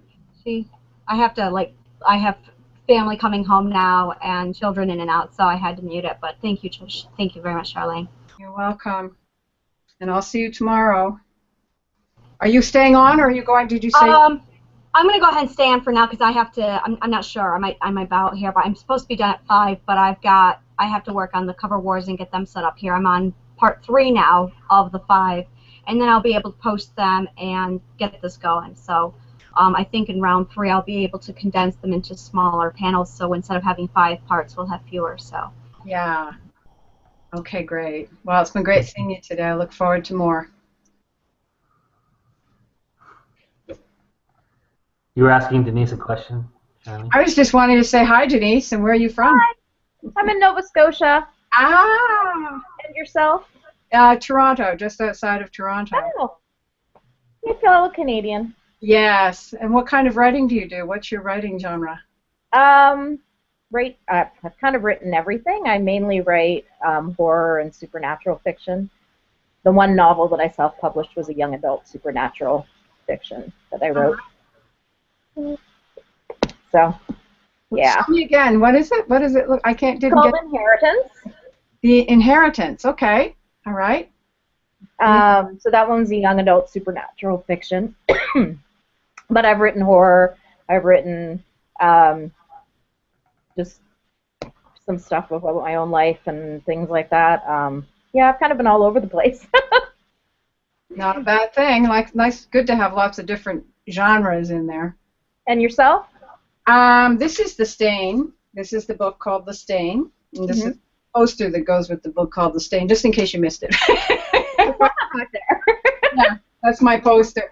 I love this poster. It's like 6 feet high or something. It's great. Wow. I got serious about posters. Somebody told us that one of the guys who's pretty successful in this big writing group that's up here in this area, he thought these were great, so I went out and got one for the first book. So this is it's a fictional work about 3 different women's lives, and they're separated by time. The first woman is in 1660s, the second woman is in 1890, and the third woman is in contemporary times.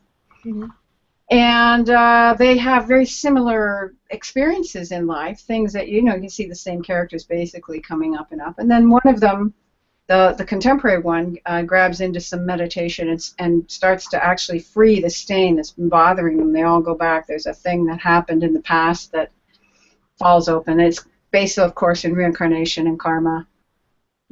I have a long, long background in Tibetan Buddhism, and I teach meditation. So it's one of the things I do. So this was just a great joy to write.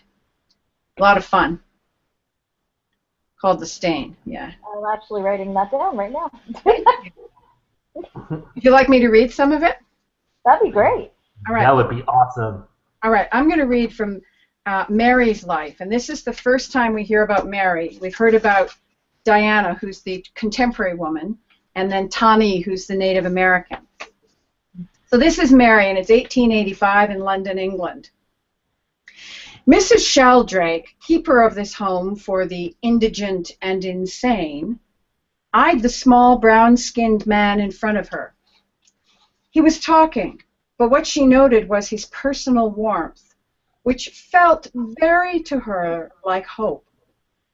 Hope rose in her heart as a ghost, dangerous, wailing, pulling bitter disappointment right behind.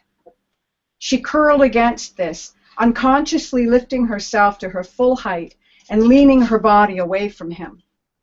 The man's voice pierced through to Mrs. Sheldrake's brain.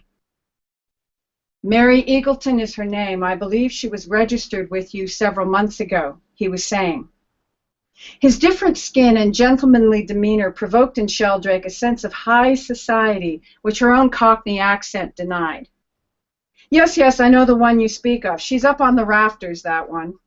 She raised her eyebrows, her wrinkled face following the gesture until every line moved toward her greasy gray hair. "Yes, I'm sure it's been difficult," he acknowledged. "Here, if you would be so kind as to accept this," and the small soft palm of the gentleman opened, depositing a few shillings into her own hand, although she did not recall offering it to him. "Of course, you must want to see her for yourself. You've come such a long way." Mrs. Sheldrake's assumption that the gentleman had traveled great distances from an exotic point of origin provoked from her the use of formal names. "She'll be in the recreation room." He turned silently and followed her through to a heavy door, which she unlocked using a key from many dangling off the large metal ring at the side of her apron. They stepped a short way down a dark, narrow hallway where she beckoned with her hand that he look through a small barred window on a door to his right. People, maybe 20, some shuffling slowly around the perimeter, any number of them moaning or shouting suddenly, populated this dark den. 3 small high windows on the opposite side opened directly to the elements. Years of snow and rain had flooded portions of the room, and now moss grew beneath those far windows, as though to remind those on this side of the green growing life outside. Yet no eye might take comfort by looking at trees or grass because the opening was too high. Only a scrap of sky for any who looked up, a scrap of sky and the moss, green and damp, lining the wall in a dingy downward pattern. No one looked in any case. They walked slowly or rocked themselves or leaned against the walls, staring off to some other place, another time, or to nothing at all. Meepom, the short, brown-skinned gentleman, whose native land, India, with its many meditation masters, had afforded him training in observation, focus, and attention, instantly absorbed the entire scene. His eyes, however, never stopped searching for Mary. The former beauty huddled against the back wall, swaying slightly, her eyes distant, unfocused. He took in the matted, unwashed hair, swollen, infected skin, and the curve of her arms around an invisible baby to which, as he walked closer, he heard her humming. What Mary experienced was a sunlit meadow just beyond the trees she saw in her inner world. She was trying to get to the meadow, to that safe, warm place. "Mary," he called softly. Then again, "Mary." The thin veil of possible comfort receded as she heard her name. The last syllable of her name yanked the next, Theodore, from her. Theodore who had loved her, Theodore whose child she'd had, Theodore gone from her, this name dredged with it an intolerable anguish. Oh, the wail erupting from her thin body sounded part animal, part human, part from another dimension. Meepom stepped back, reconfiguring. Clearly, Theodore's callousness had cleaved her psyche more deeply than Meepom had understood. Now it was going to take time to bring her back, coax her back to the land of the living, if that is even possible, he thought. His training in meditation as a path to cure the mentally ill told him it was possible, but the depth of Mary's anguish and the loss of the child argued against it. Mrs. Sheldrake, eager to ease this exotic and wealthy-looking stranger's way, tried to soothe. Now, you didn't know she were as bad off as this. She comes and goes, she does, and best left to being gone, for all as ever happens is that wailing and moaning. Her solid frame led Meepom back through the large door and out to the reception area. "I'll come again if that is quite all right," he said. Anticipating the warm feel of shillings across her palm for whatever small favors she might apply to this man, Mrs. Sheldrake eagerly responded as her eyes followed her hand in replacing the key on its large ring. "Come as often as you like, then. We'll take good care of her, our Mary. Yes, we will. You can be sure of that, as best as—" Meepom was already out the door. For the next few visits, he again crossed the sodden, grimy floor, stood a few feet away from Mary's side, watching. Meepom absorbed every detail, including her breath, which came in and left from the top of her chest, stopping altogether for long periods of time. These 2 signs, her breath coming in and leaving through the top of her lungs, and the large gap between breaths, demonstrated deep mental and emotional disturbance within the young woman. He deliberately focused his own breath, allowing it to come and go freely. Mary hummed, rocked her invisible baby, and stared toward the meadow only she could see. Oh, thank you. Thank you. I started clapping and then I realized I was muted. I'm sorry. I was like, where's the rest? I'm just sitting here like, Why did it stop? That's fantastic. I'm glad to hear that. Sounds Yeah. great. It's a tough read, as Angela will testify to. There's a lot of triggers in it, so go slowly or be careful. Yes. It's definitely got content. So if anybody does win it, or if anybody goes to my booth and wins, I've got to put a little thing in the envelope to them saying, you know, I just take your time, and if it isn't your kind of book, be careful with it. Because I didn't put anything on the covers to warn people about triggers, and that's something I've grown to know about now. Yeah, I love reading. Fun stuff. Oh, and then I have another book. Medicine Buddha, Medicine Mind. Please, I would love to hear something from that one. That one's been on my list. Okay. This book is actually fairly easy to read, but if I try to tell you what it is, which is it's about visualization, meditation, and neuroscience, most people are asleep before I get to the end of the description. Like, oh, please don't do this to me. So I'm going to read about mirror neurons, because I love mirror neurons, and you're going to love it too. Up to this point, we have fixed our gaze on what happens in Medicine Buddha practice. Now, Medicine Buddha practice is a Tibetan kind of visualization meditation, but any visualization meditation. I just used that one as the one because I was familiar with it. What happens in Medicine Buddha practice promotes neuronal changes. Now, neurons are the cells in our brain, and so if you meditate on something visually, you're actually changing the shape, the physical shape of your brain. It shifts the shape of our brain and provides a platform from which we may, with enough practice, begin to alter our behavior. Now we look at the inspiration behind much of Western medicine and much of tantric meditation practice, the release from suffering or pain. So I was looking there at in the West we have the oath of Hippocrates saying you must reduce suffering, and then we have in the heart of Buddhism to release suffering. That's the commitment you make for all sentient life. Buddhism posits as one of its core tenets that when we see others in pain, we ourselves feel pain. Until very recently, this understanding demanded faith, reliance upon one's teachers who have the experience that giving helps the giver more than the receiver, or upon the text which state that the pain of others must be taken as seriously as one's own. Happily, neuroscience now explains why, when we see others in pain, we register the pain in ourselves. A caveat may be needed here. Not all humans are gifted in this way. Extensive research on psychopaths confirms they lack the ability to feel what others are feeling. For much of the rest of humanity, however, this empathy no longer sits as a longed for or regrettably missed moral characteristic endowed at birth or not by mysterious forces. In his delightful book, Mirroring People, Marco Iacoboni explains, for the past 150 years or so, no one could begin to explain how it is that we know what others are doing, thinking, and feeling. Of course, psychotherapy and philosophy refer to this idea as theory of mind. For our purposes, we restrict ourselves to neuroscience and its discoveries of how we feel what others experience. A group of cells, aptly called mirror neurons, positioned at the front of the brain, navigate our everyday experiences, helping us connect to each other. Mirror neurons allow us to believe we know, and indeed we can believe we know from results in neuroscience what others are doing, feeling, and experiencing. Through responses to many experiments on monkeys, scientists recognized that, quote, motor cells could fire merely at the perception of somebody else's actions, with no motor action involved at all, end of quotes. Those motor cells are called mirror neurons.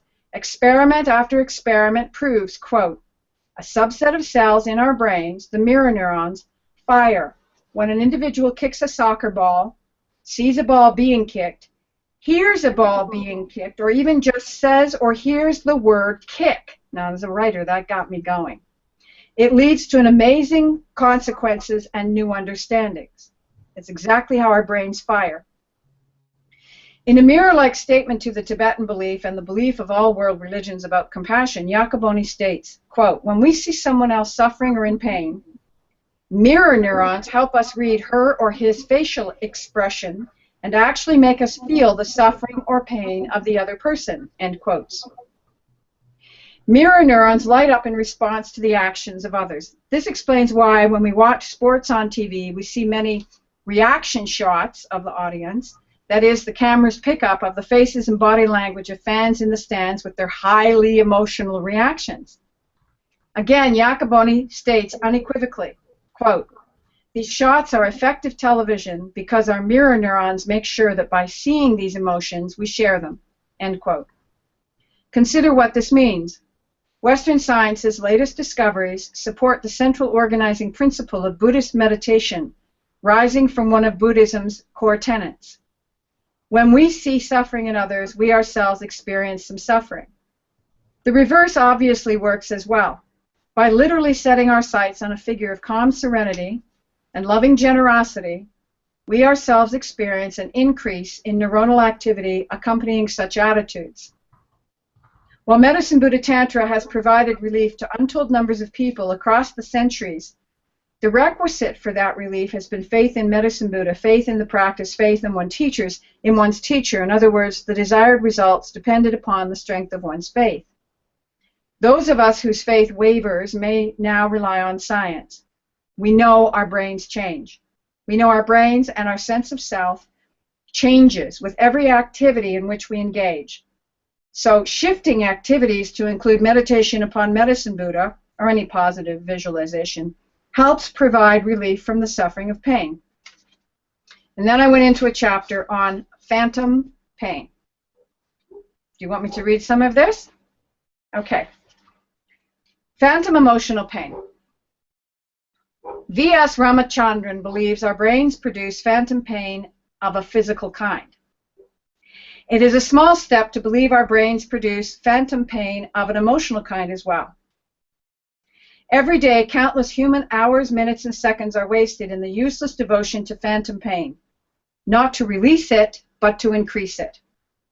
So many people do not know that focusing on the emotional hurts, the pains inflicted by others and by life, must be let go of, not out of some sense of forgiveness, but for oneself.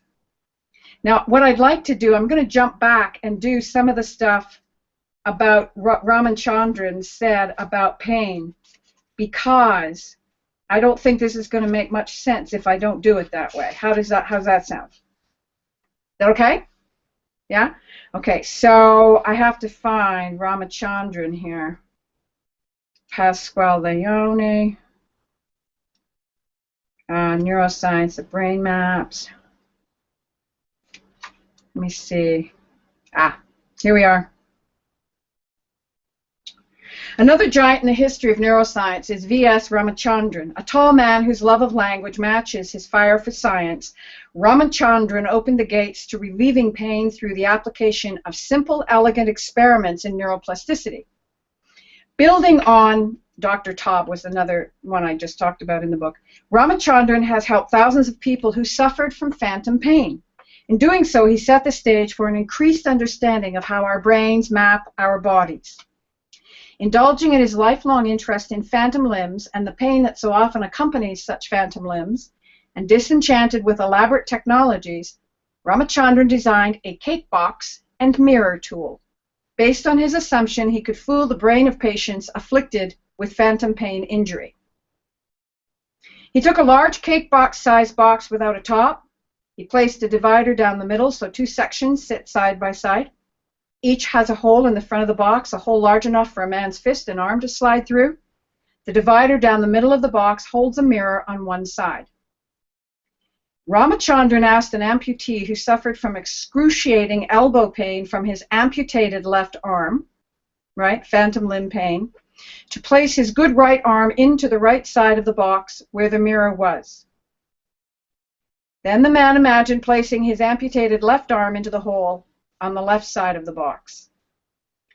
The mirror picked up the image of his right arm as though it was the amputated left arm. You following? So he's looking in the box and his brain's going, oh, there's your left hand. I knew it was here somewhere. Yeah? Oh. Yeah? Yeah? Isn't that cool? No, I know exactly. I know where this is leading. And my response to it was, I want to do this. Yes. Yes. I actually want to try this. If ever I get the opportunity, I'm doing it. Continue. Yes. But Spoiler we're alert. gonna- Go ahead.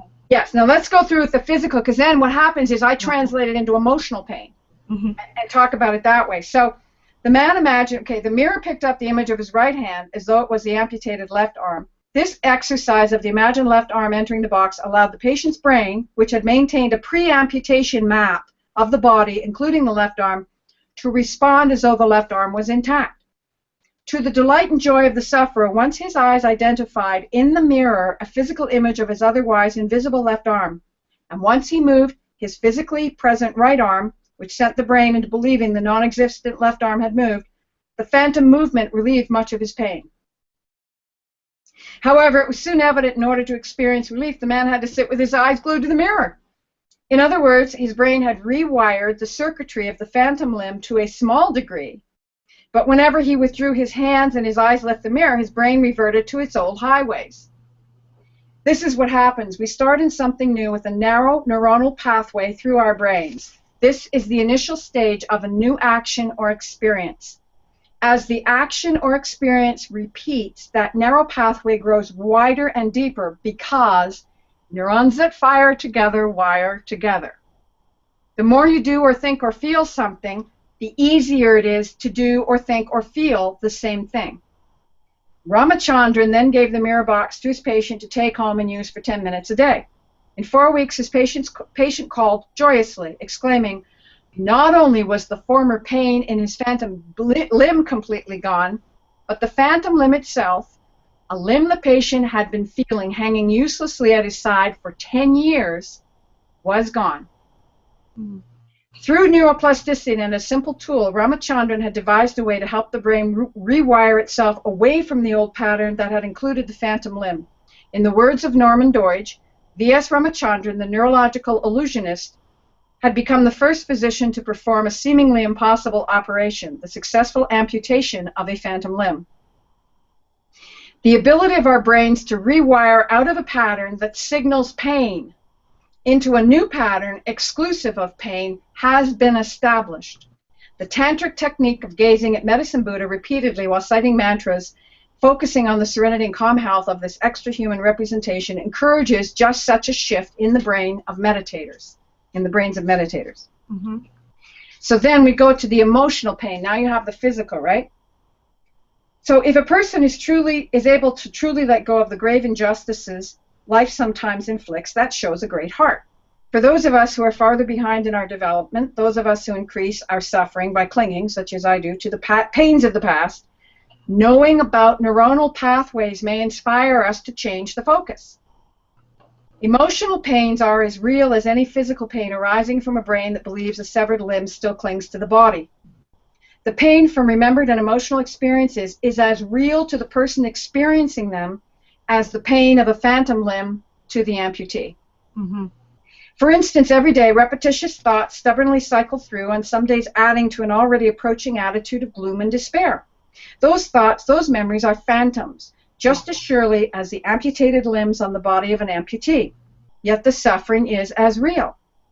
Through applying awareness and with dedicated efforts, these thoughts can be changed from their old and negative groove into new pathways describing new positive thoughts.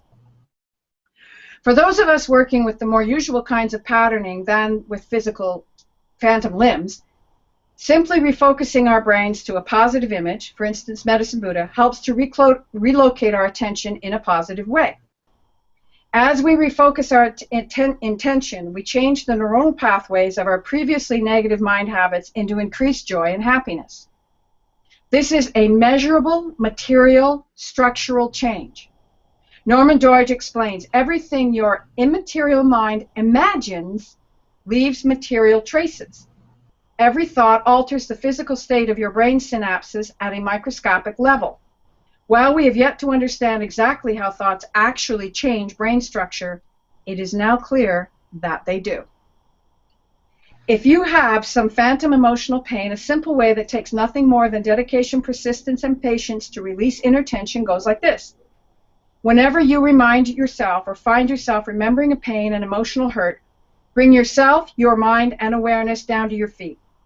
Right now, try it. Wherever your feet hit the surface, be it the rung of a chair, the floor, your socks, or shoes, bring your awareness to your feet.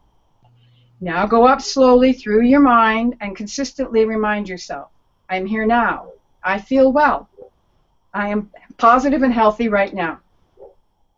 This may be practiced anywhere throughout the day till you get back to your meditation mat or chair. Once in meditation, the focus upon Medicine Buddha and his confidence, serenity, and lack of fear increases substantially your ability to let go. What you're doing is rewiring your brain. Eventually, instead of going toward the memory with its pain, a new neuronal pathway will, with patience, become a highway of neuronal strength, taking your thoughts towards awareness of well-being in the present moment. In time, you will no longer register the pain. You still have the memory, even if now and again the memory of the original event rises to mind. A subtle but important point lies within the experiment of V.S. Ramachandran. That is, the sensory details the brain picks up right now can and will. So in other words, when you're present focused, your brain will naturally override the past, many of the neuronal pathways, even those that are well developed. And this is the neuronal secret behind the cliche, be here now. Thank you for listening. Wow. No, I've got to get this book for my husband. Well, thank you for reading. It's phenomenal. I had heard the opposite of the phantom pain. There was a case where a man had an arm, both his arms were fine, and he put it up to the mirror so he could see it. And they brought down, or he put it beside him and there was a mirror, but he brought down a knife and chopped the arm off. It was a fake arm, but it translated into the pain, and it literally feels like you've lost your arm. Yeah. I want to do that because you can feel like you've had a limb chopped off without actually having it chopped off. Yeah. Great research for books. It is. And in what I've got in here also is an experiment they did with Barbie dolls. Mm-hmm. So check this out. People go, the volunteers go and they lie out on a regular sized bed and they're hooked up to cameras. So what they can see is another regular sized bed with a Barbie doll in it. And all they can do is focus on the Barbie doll. And what happens is, within a surprisingly short period of time, say 20 minutes, your brain maps whatever you're looking at all times. So your brain will map the Barbie doll. Then they did a whole bunch of experiments with these people asking questions, and they found out that the people, after they'd been looking at the Barbie doll, ordinary things like a pen seemed much larger. That's interesting. Then they did the opposite and put, the 7-foot mannequin there. And sure enough, after 20 minutes or so, they did a whole series of questions and found out that the volunteers felt that everything like the same small objects were much smaller. Our brains are constantly mapping. We are shapeshifters. We're shapeshifters. Yes, I'm Otto. Yes. Okay. I'm a Trekkie. Yep. Oh yeah. Yep, we are. What our brains are already doing. Amazing. So true. How long have you been practicing this discipline, Charlene? I got involved with meditation when I was 14, so that's going back 50 years. And I met my teacher when I was 17, right after I'd been 3 days with I was a hostage for a couple of criminals for 3 days, and I was raped and tortured. So that was really nasty. And then I met my teacher, and I didn't like him much, but he was the most interesting thing around. Really, he was really very smart. And so I started traveling with him. I traveled with him for 6 or 7 years. And I was fortunate enough to be in a temple in the north of India when I was 20 years old. And I was initiated in that temple. That's a ceremony that Tibetans do, so then your meditation is given its rocket fuel. And then we went to Australia, a whole group of us, and we worked and lived there. And then we went to New Zealand. I went into retreat there for 3 months. Mm-hmm. And got up to about 21 hours a day of meditating. And since that time, I've done a week, 2 weeks, whatever, and then in my mid-40s, I did a year meditation. That time I was meditating on dreams, working with my dreams and with deep release breathing. So basically, yeah, Joe, it's been a lifelong pattern. It's been a lifelong habit, and it has really helped tremendously to increase my whatever stability you may perceive on me. Which is always a little, it comes and it goes. Some days better than others. That's awesome. No, that is absolutely fascinating. I am done with 21 cover. hours. Wow. Yeah, and Amazing. the 3 hours aren't really sleep. They're kind of another state of consciousness. It was fascinating. I remember it a little bit, so it's really quite interesting. And that was like no talking, nothing. It was total isolation. And it really did strengthen. Because I think of the teacher, I think that mysterious relationship. He was in the area, and he put out a lot of energy. So it was, yeah, there were about 30 of us down there last. That was in 1973, a long time ago. Wow. Yeah. I would imagine that New Zealand, or you said New Zealand, right? Yes. Or Australia, yeah. Both. I would imagine it's much different than when you went there. I think so. I think that probably, of course, the basic geography is still gorgeous and Hobbit-like in its Yeah, that led itself pretty well to that movie, did it not? perfect. Peter Jackson was so brilliant to do it there, the director, because that land really is it. It really is Hobbit land. But yeah, I'm sure it's been so long that it's a totally different experience there now. So yeah, but it's great to have done that. I'm very grateful to have had those experiences. A tremendous gratitude. Okay. Everyone, I am saying goodnight for the day. I just finished Cover Wars, so I'm going to be sending out the mass email. The new link is already on Goodreads, so head on over to the Facebook Cyber Convention. Why did I say Facebook Cyber Convention? Cyber Convention on the Fairgrounds, and go to Cover Wars. The link is there. You can go ahead and start the second round. And I will be sending out the emails. If you don't want to miss a round, go by all means sign up, and you'll be receiving the email whenever a new round is posted. And I think that's pretty much it. I'm ready to call it a night. So Have a good night, Angela. thank Yeah. you. Thank you so much. I will be back on first thing in the morning. You bet. So thank you, and good luck, Joe. I will be back here as soon as I can. Bye. Bye, I Angela. think I have to sign out a bit early too because I'm actually having my back is really hurting. Oh, Yeah, I've been sitting for a while, so. Thanks for But I think coming in I'm and gonna staying as long stop as you it did, tomorrow, Denise. I Joe. appreciate it. yeah, it was lovely to meet you, Denise. Yeah, it was nice to meet you. I love your I wrote down the name of your book because it actually sounds really interesting. Oh, I hope you enjoy it. Love to have a review. Okay, Bye-bye, Denise. great night, okay? Bye. Down to you and me, Joe. Yeah. We're holding the fort here. Yeah. Well, shall we meditate for a couple hours? Hey, there you go. I'm all up for that. I teach meditation. I'm ready to meditate at any moment. Actually, I'm gonna head over to Blab here in a few, but because I gotta deal with Corey Miller on Blab. So Have you got, is it your interview? Are you having an interview? yeah, we're doing kind of a joint thing. I think Okay. we'll lead each other. You know how strong people are. They kind of tend to just go with the flow. Yeah. And why not? It's a great Yeah. flow. Now, are we getting back together at 7:30 for the recap? Yes, absolutely. I will be here. Okay. And if you, is it the same email? Same link from my email as one. Yeah, you sent me this link just an hour or so ago, right? Or 20 minutes. No, it'll be a different one. Okay, so if you would Actually- email. Yeah, I'm actually gonna try something different because people on Firefox haven't been getting the feed. Okay. So, and I think it's because of the way that I went about joining the Hangouts. Yeah. So I'm actually gonna go in and do it a different way and see if that fixes everything. So. That'd be fabulous, Joe. So you have a little trouble with insomnia, do you? Yeah, somewhat. It's a hereditary thing actually. I just sleep is just not something that I'm very fond of, to be honest. Oh, and so you don't need much of it. Yeah, no, I go.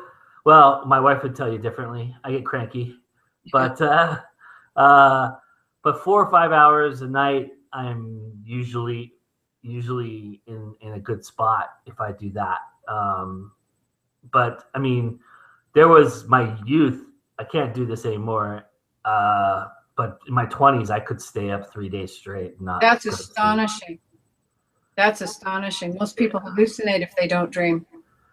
Yeah, I mean it's weird because I've never that's never really experienced for me. I can't do that now, but you know, and maybe the reason why I can't do that now is because of what I did in my 20s. But We can all say that yeah, I'm sure. Yeah, right. about a lot of things. Yeah. But for the most part, for me, it's just I don't know. I have, you know, I just don't like sleeping. It just bothers me. You know, Well, I know everybody goes with the old adage, you can sleep when you're dead, but that's not how I approach it either. It's not. No. It's not that. For me, it's more of just I like being awake. I like living. I like breathing. And You know, there are recorded histories of people who slept no more than 3 hours a night, and they were highly creative and they did very well in the world. So to me, it's just what works for you. You know, I need a lot of sleep, but other people don't. So, I mean, if you're happy in your world, and it sounds like you are, and you're functioning well, there's no need to, I think that's great. I was just curious. I thought that's it's not really insomnia then. It's like you just are happy doing what you do.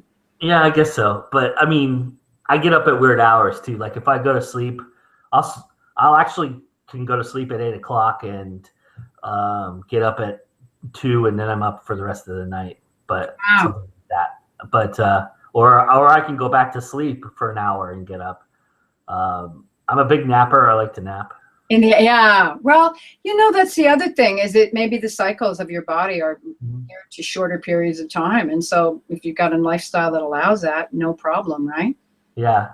I don't know if you've ever watched Seinfeld or anything like that, but there's a really funny episode where one of the characters, Kramer, decides to live his life like Da Vinci, and Da Vinci apparently slept like an hour, slept for an hour, woke up for 6, and then slept for another hour, and that's how he lived his entire life. Apparently, I don't know if this is true. That's from the show. Yeah. And so this character Kramer tries it, and he's a mess the entire time. Like people are talking to him, and he's asleep on falling into walls and cracking his head and things. Yeah, right. Yeah. So I don't perceive that I could ever do something like that. And as I get older, sleep becomes more important. But Oh, cool. it is what it is. Yeah. I just, like you said, I just go with it. I don't think about it. I don't worry about it. My wife is a heavy sleeper. She likes to sleep, and she actually gets frustrated with me when I'm not. When I get up when she's up in the morning, because she gets up real early in the morning to go to work, and I'm up most of the time, and she gets frustrated because she just wants me to go back to sleep. Oh. What are you doing up? Go back to sleep, she always tells me.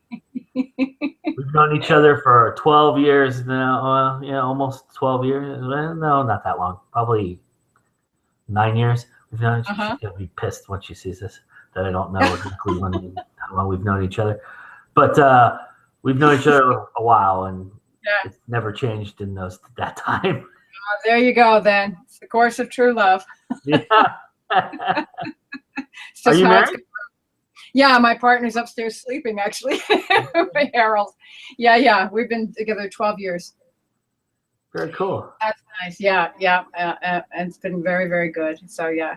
And I understand some of those moments with your partner when I'm telling him or he's telling me. He's very, very caregiving. He's very much a nurturer. So he's always kind of hovering around me. What do you need now? What do you need now? Which is really bizarre, but I like it. It's just unusual.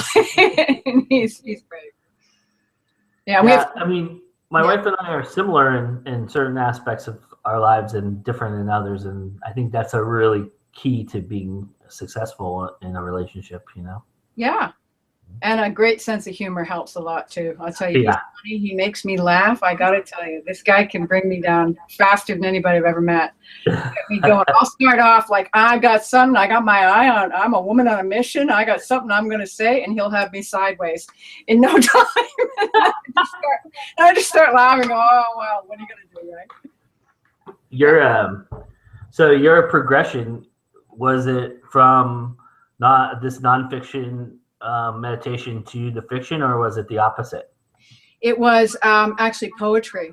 Up on my website, I've got 2 poetry books. I brought them into the booth as well. that I wrote with partners. So I had other authors with me, wonderful women writers. And then I wrote The Stain, and then I wrote the nonfiction. And now I'm working on the memoirs. Because as you mentioned, The Stain has kind of got a little bit of nonfiction in it, or layers of truth involved, right? I mean, well, it's historically researched. Mm-hmm. I know the 1890s very well. Without going into huge detail about it, I did check out things like the washroom situation, the bathroom. I checked out, one of the things I checked out that I found fascinating, in fact, it was thrown at me. I was looking up some other image, and I discovered a poster of Buffalo Bill's Wild West show in England. Wow. His Wild West show went to England, which I had never known. So in 1905, 1906. So that meant I could change the whole dynamic of the Native American woman and what she was involved in her lifetime as Mary in England. She has this whole encounter with the Wild West show, and she's got this guy in there that she's totally magnetized to, but they just kind of cross in the night, you know. And so the idea was, this is kind of how karma works, sort of, without it being didactic. Too many people think karma is like tit for tat, or, you know, this. It's not quite. It's really a lot. It's about repetitious patterns. Yeah. So yeah, it was kind of fun to write about that. It's about placing yourself in the situation you want to place yourself in, right? I mean, that's basically what it is, and we either subconsciously or consciously do that every single moment of our lives. I think that you know, the idea of the depth, or what you're calling the unconscious, we are magnetized into a certain life, into a certain rebirth. We are drawn into it because of things that were done previously. Mm-hmm. And in that life, as we go through whatever those experiences are, we are magnetized to certain experiences and beliefs, and we come out of other beliefs. And so the key to it is understanding that we have constructed a reality, and that construct is following us from lifetime to lifetime in some cases. Mm-hmm.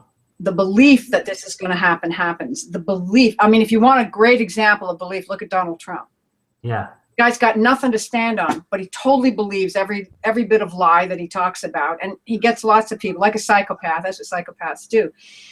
But we all do that to an extent. You know, we all have our belief, and in that having of the belief, we actually magnetize the material world to us in such a way. Aha! You see, I told you, it's the reality, and we make the mistake of thinking that others are seeing the same reality, which I'm not convinced is the case at all. I think we all kind of have our own little planet going on.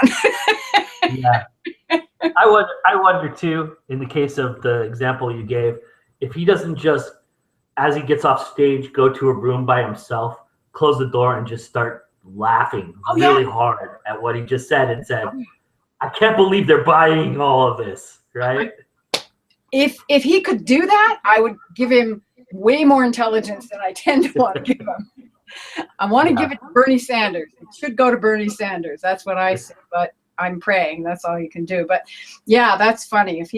But I don't even think he's that smart. I think he really just is appallingly not smart. Yeah, he has a demigod complex, I think, that has just overwhelmed him from probably the moment he was made famous to now, and it's gotten worse over time, and he's gotten progressively more just soaked in, more so that he can fabricate anything and truly believe it. In the moment, and then turn his mind around and change it 2 seconds later. And the most fascinating thing I'm finding about this whole thing is that the guys that should be destroying him, the established guys, can't use their offensive and defensive tactics that they normally use, because it doesn't work on him. He's so polarized by what he believes. Even when he changes his mind, you can't catch him,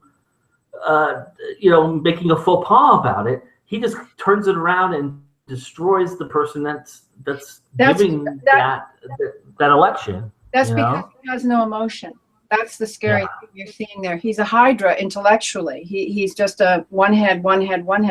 Because if you can get to someone in a debate emotionally, then you've got communication. But nobody can really communicate with him because he's this multi-headed. He doesn't have his emotions. He doesn't care. You can't embarrass him. Yeah. Doesn't matter. I mean, even when he's made faux pas in this whole thing, he's buried that. I mean, Exactly. it lasted just a sting, and it's like a bee sting to him. Yeah. And he just keeps going, and it's just so strange that these guys can't knock him off his perch. And now they're going to have a brokered convention, which we haven't seen in the Republican Party in decades. And What does that mean, a brokered convention? that means that, so what's going to happen is that delegates are going to turn on Trump and not, and Right. they're not going to solidify.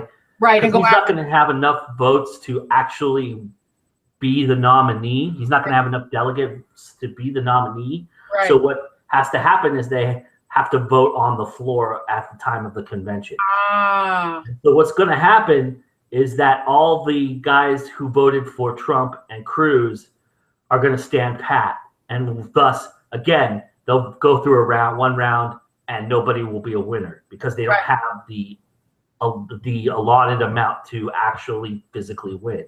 right. And then they'll go another round, and most people believe that after that second round is when somebody is going to turn on somebody. Right. And that's when it becomes brokered, because the original delegates that pledged to Trump or to Cruz are going to turn and change their mind and go Oh, to that's someone else. fascinating. Very high intensity, very high stakes. Yeah, it's crazy, and all of them are willing to do this, and Trump is the most exuberant about it, which is he's got the most to lose at this thing. He's essentially won this thing as far as the people are concerned. Now he's going to leave it up to a bunch of people who've been appointed this position that don't have to listen to anybody. They don't have to listen to any constituents or any people. They're going to make up their own mind. It's all about politics. It's all about who can grease who and who can promise who this and that. And it has nothing to do with the actual election, Yeah. And it's going to be insane. It's going to be this circus, and Yeah. it's going to divide them even more and make most people, this is what most people believe, it's going to divide them to a certain degree, that it's going to weaken their position in the general. Right. Which, if it's Trump, I don't believe that personally, because I don't think anything can weaken that guy. I think if I don't think people he just, I don't yeah, think well, he cares. I think He's if, having fun now. I don't think he cares. yeah, I'm big on Sanders too. I like him a lot, but he's still got to beat Hillary, and I know he's building momentum and steam. But this thing is far from over, and it's just going to get crazier and crazier. Yeah, it's crazy and crazier.